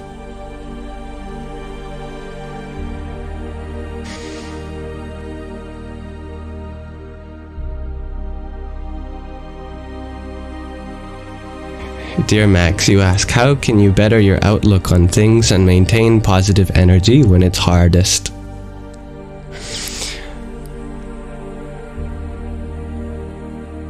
Your outlook is tested by the difficulties that come your way. And testing is how you internalize truth. We could make a very small change to our education system where we do all of the learning, but we don't do any homework, we don't do any testing. Now you ask, in such a system, it'll be easier, certainly, for the students. Every student in the world will raise their hand and go, I would prefer that system. But what is going to be retained when there's no reason to retain that knowledge? A test ensures that you have to remember what is being taught. So too, the incentive to continue to be positive is to have your positivity tested. And that is life. The negative circumstances we face are nothing more than a test of our patience and kindness and humility and creativity, etc. All the good things we associate with ourselves. Otherwise, what would be the incentive to be kind if there was not a place that needed kindness? The needs in the world are for us to better ourselves. And if we realize that, then nothing can ever break your spirit. Well, nothing can break your spirits down anyway, but now you're always in awareness of the fact that you remain unbroken, no matter what trials that come your way. Every single situation that the universe has in store for you is not to break you down, but to build you up. And if you have trust in that, if you have faith in that, then you are liberated.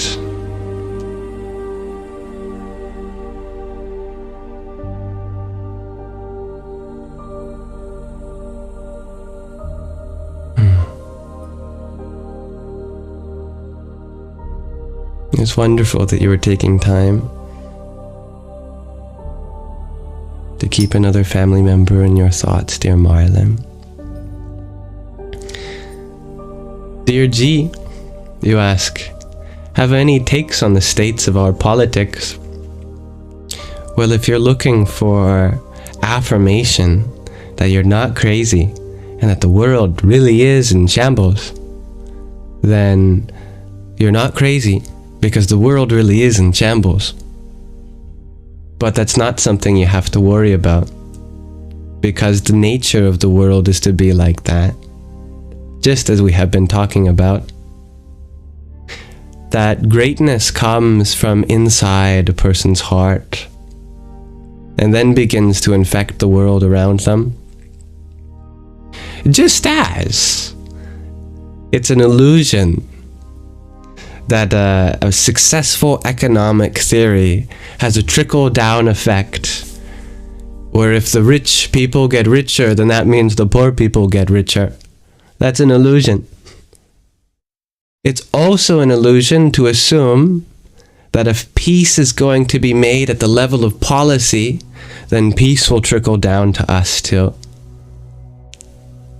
Politics is not the way to change the world. If you want to change the world, you first have to change its constituent parts. If you want to change the world, you have to change the countries.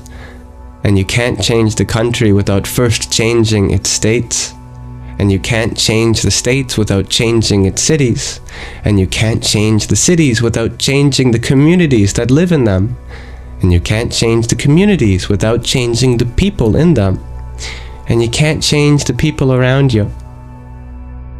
Period. That's just not possible. But you can change yourself. And you can be a role model for the change that you'd like to see around you. And that begins to grow according to the timelines of everyone's individual journey. And then that begins to affect the communities. And then that inspires neighboring communities in the city, which inspires neighboring cities in the state, which inspires neighboring states in the country, and inspires neighboring countries in the world.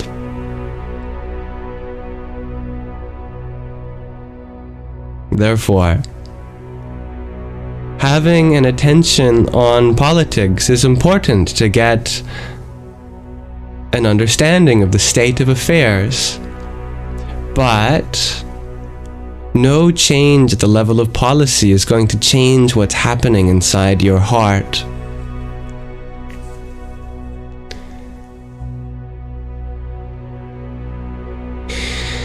Great beings have come and gone, so great that they inspired entire religions to be formed around them, deifying them into divine incarnations.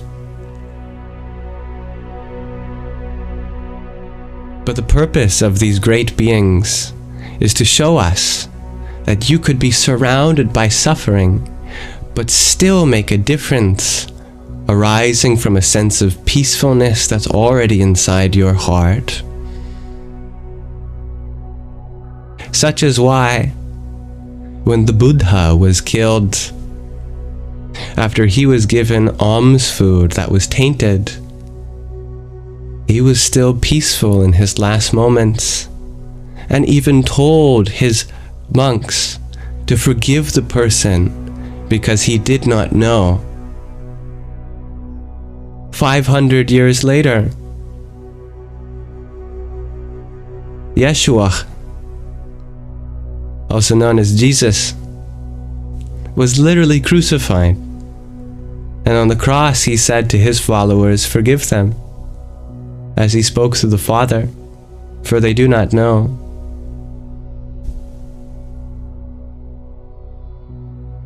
Only a person who already is in great peace can change the world in such a way. And that happens at the local level and expands globally.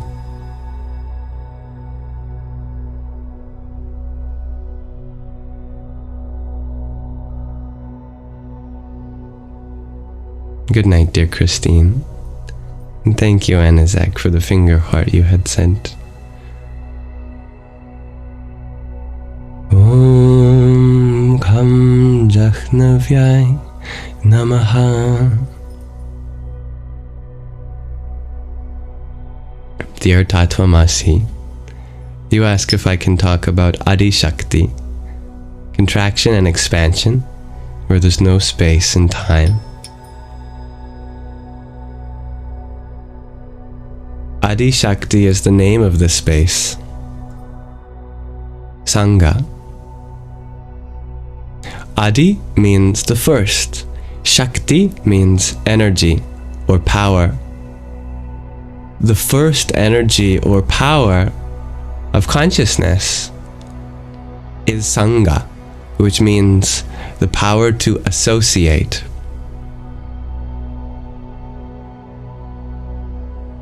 We like to believe that we're on the ground level of human life. We're the ones moving our hands and picking up objects and bringing our body here and there. But actually, there's so many intermediaries between the consciousness and the body that it would be laughable to say that our free will exists only on the level of contracting muscles.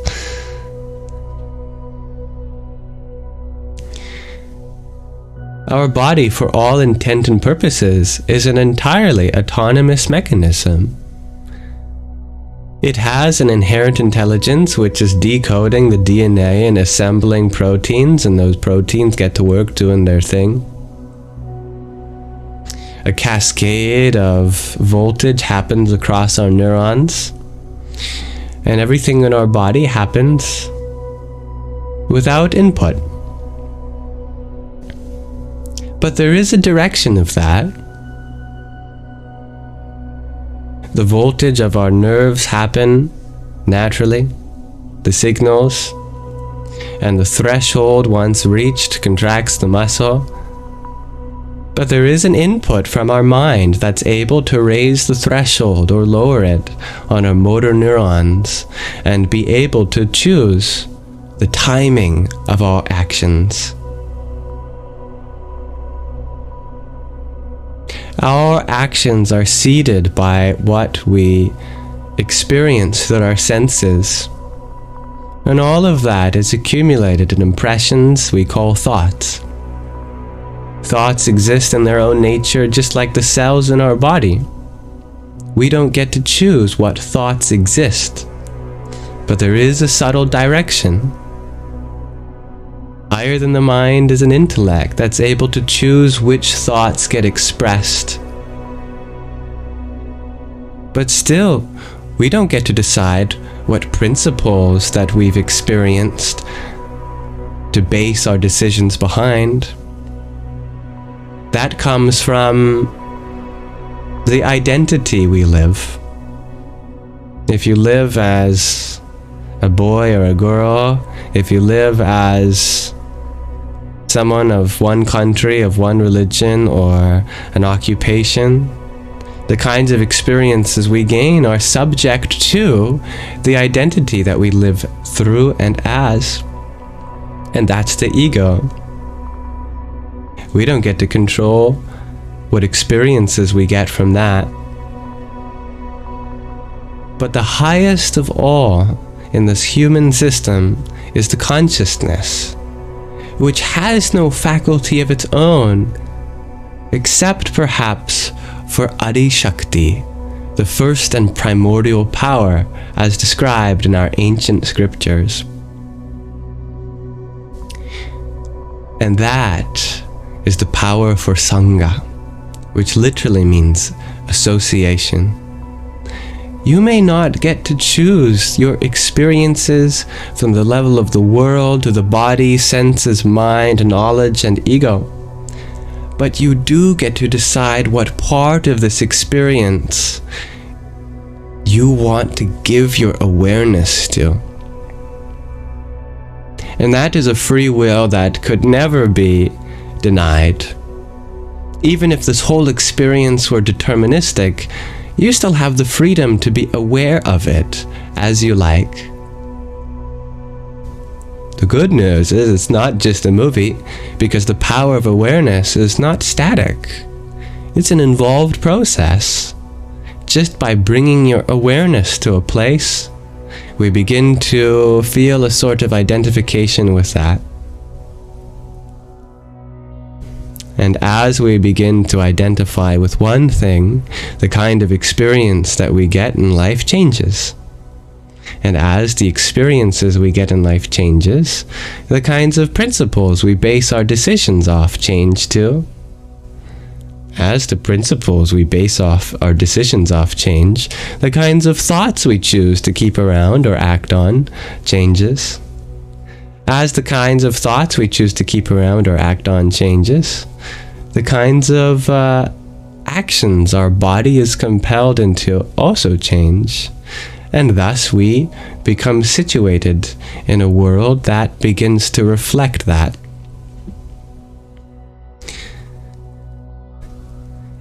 When we bring our awareness to something, that's called contraction.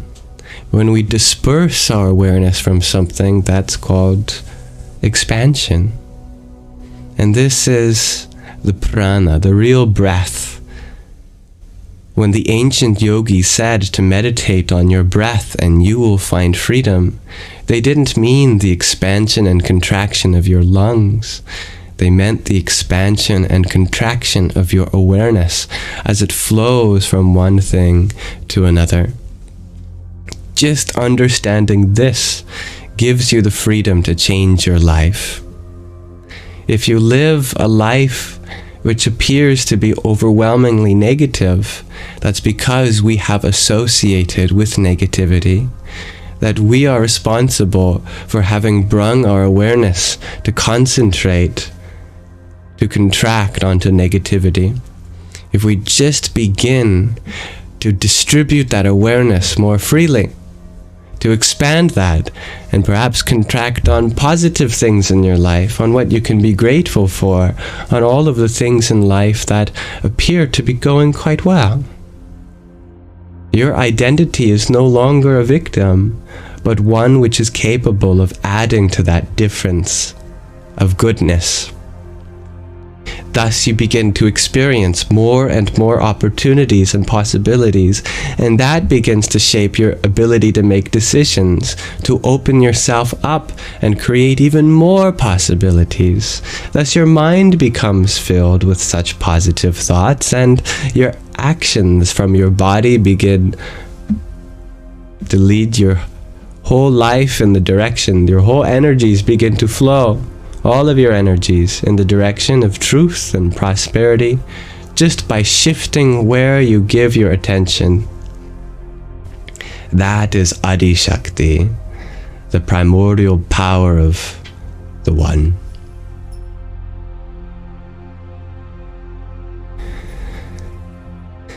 The ironic part is the name for the one who embodies Adi Shakti is Ahankara, is ego. That your ego holds the secret. Wherever your awareness contracts, onto that point we call your identity or your sense of self, your ego. But hopefully with this understanding, you begin to see that this ego is not a bad thing at all, but the primordial power of awareness to bring your energies in a certain direction and thus begin to manifest a world accordingly from the inside out. All we have to do is shift where we place our sense of self from being so contracted on some limitation to being more expansive, fluid. Thank you, Jason, for the heart me you had sent. Om Dum Durgaye Namaha. And dear Tatvamasi, thank you for your trio of fires.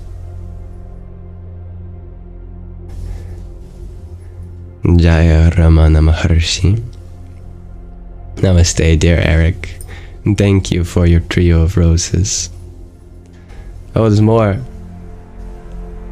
Half a dozen roses. Thank you. Even your presence here is the greatest gift that I could ever ask for. Thank you for that. You would prefer I call you feline? As you wish. Thank you, feline. Om Namah Shivaya. Now I would like to bring this live stream to a close over the next 20 minutes or so, just to let you know. Thank you, dear feline, for your pair of roses. Ram Ram.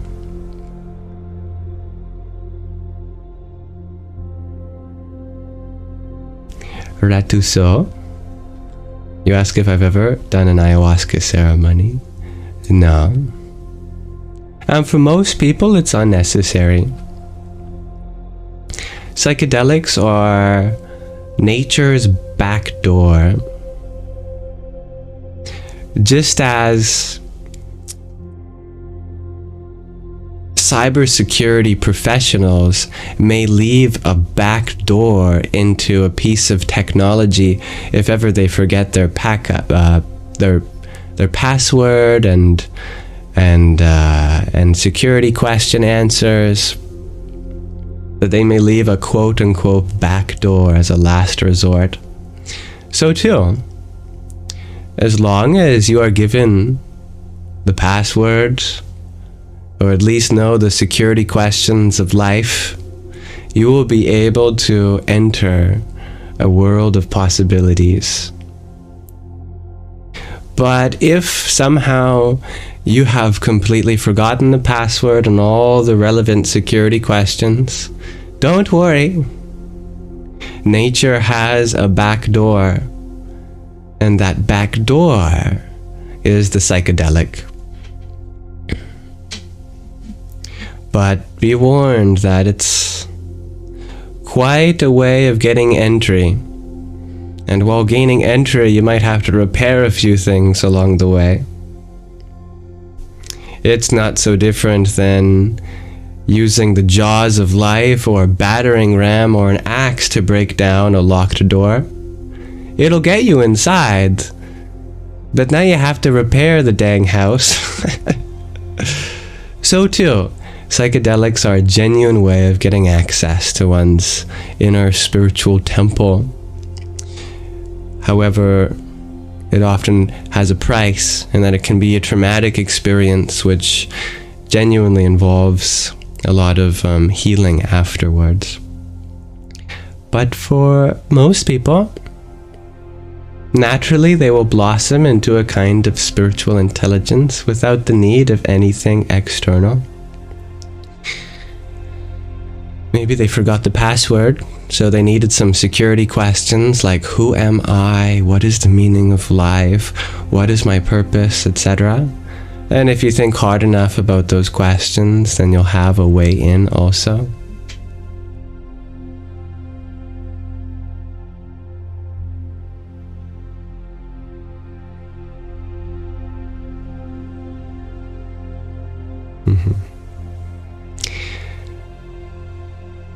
If you're with a very skilled fire person or a cybersecurity professional, then there is a way of getting in without causing unnecessary damage. So if you are going to undergo a ceremony, the insurance policy is simply that you have someone there that knows what they're doing, a shaman that can successfully guide you, can heal you. Yeah. But if you're looking for some experience, know that it's unnecessary on the spiritual path. Everything you need is accessible with or without anything external from you. Everything you need is accessible with or without anything external from you.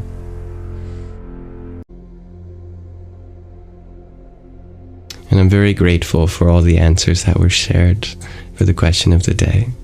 So, thank you.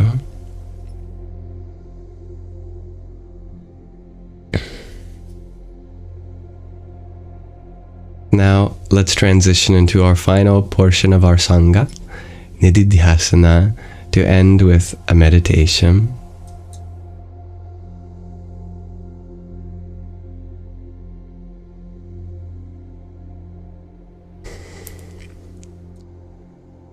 Since we finished Hollywood to the Himalayas, I thought it would be fitting to do a meditation based on the mantra she shared at the end.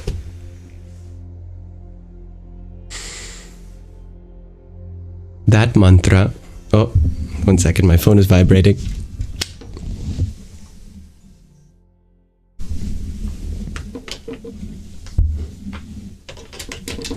That tells me that it's appropriate to begin ending the live stream soon.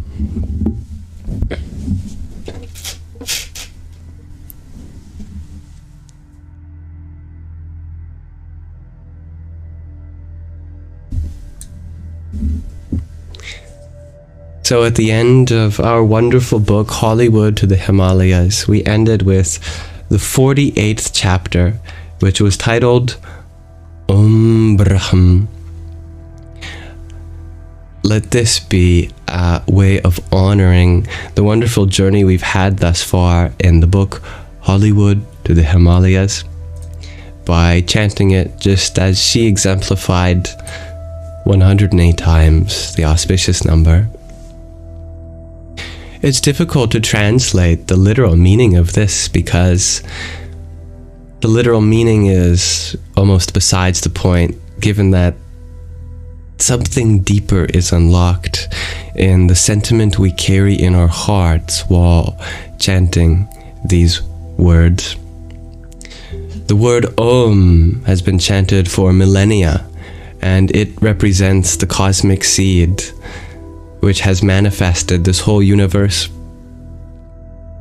Long ago it was believed, and still today, that sound is one of the most primordial aspects of existence.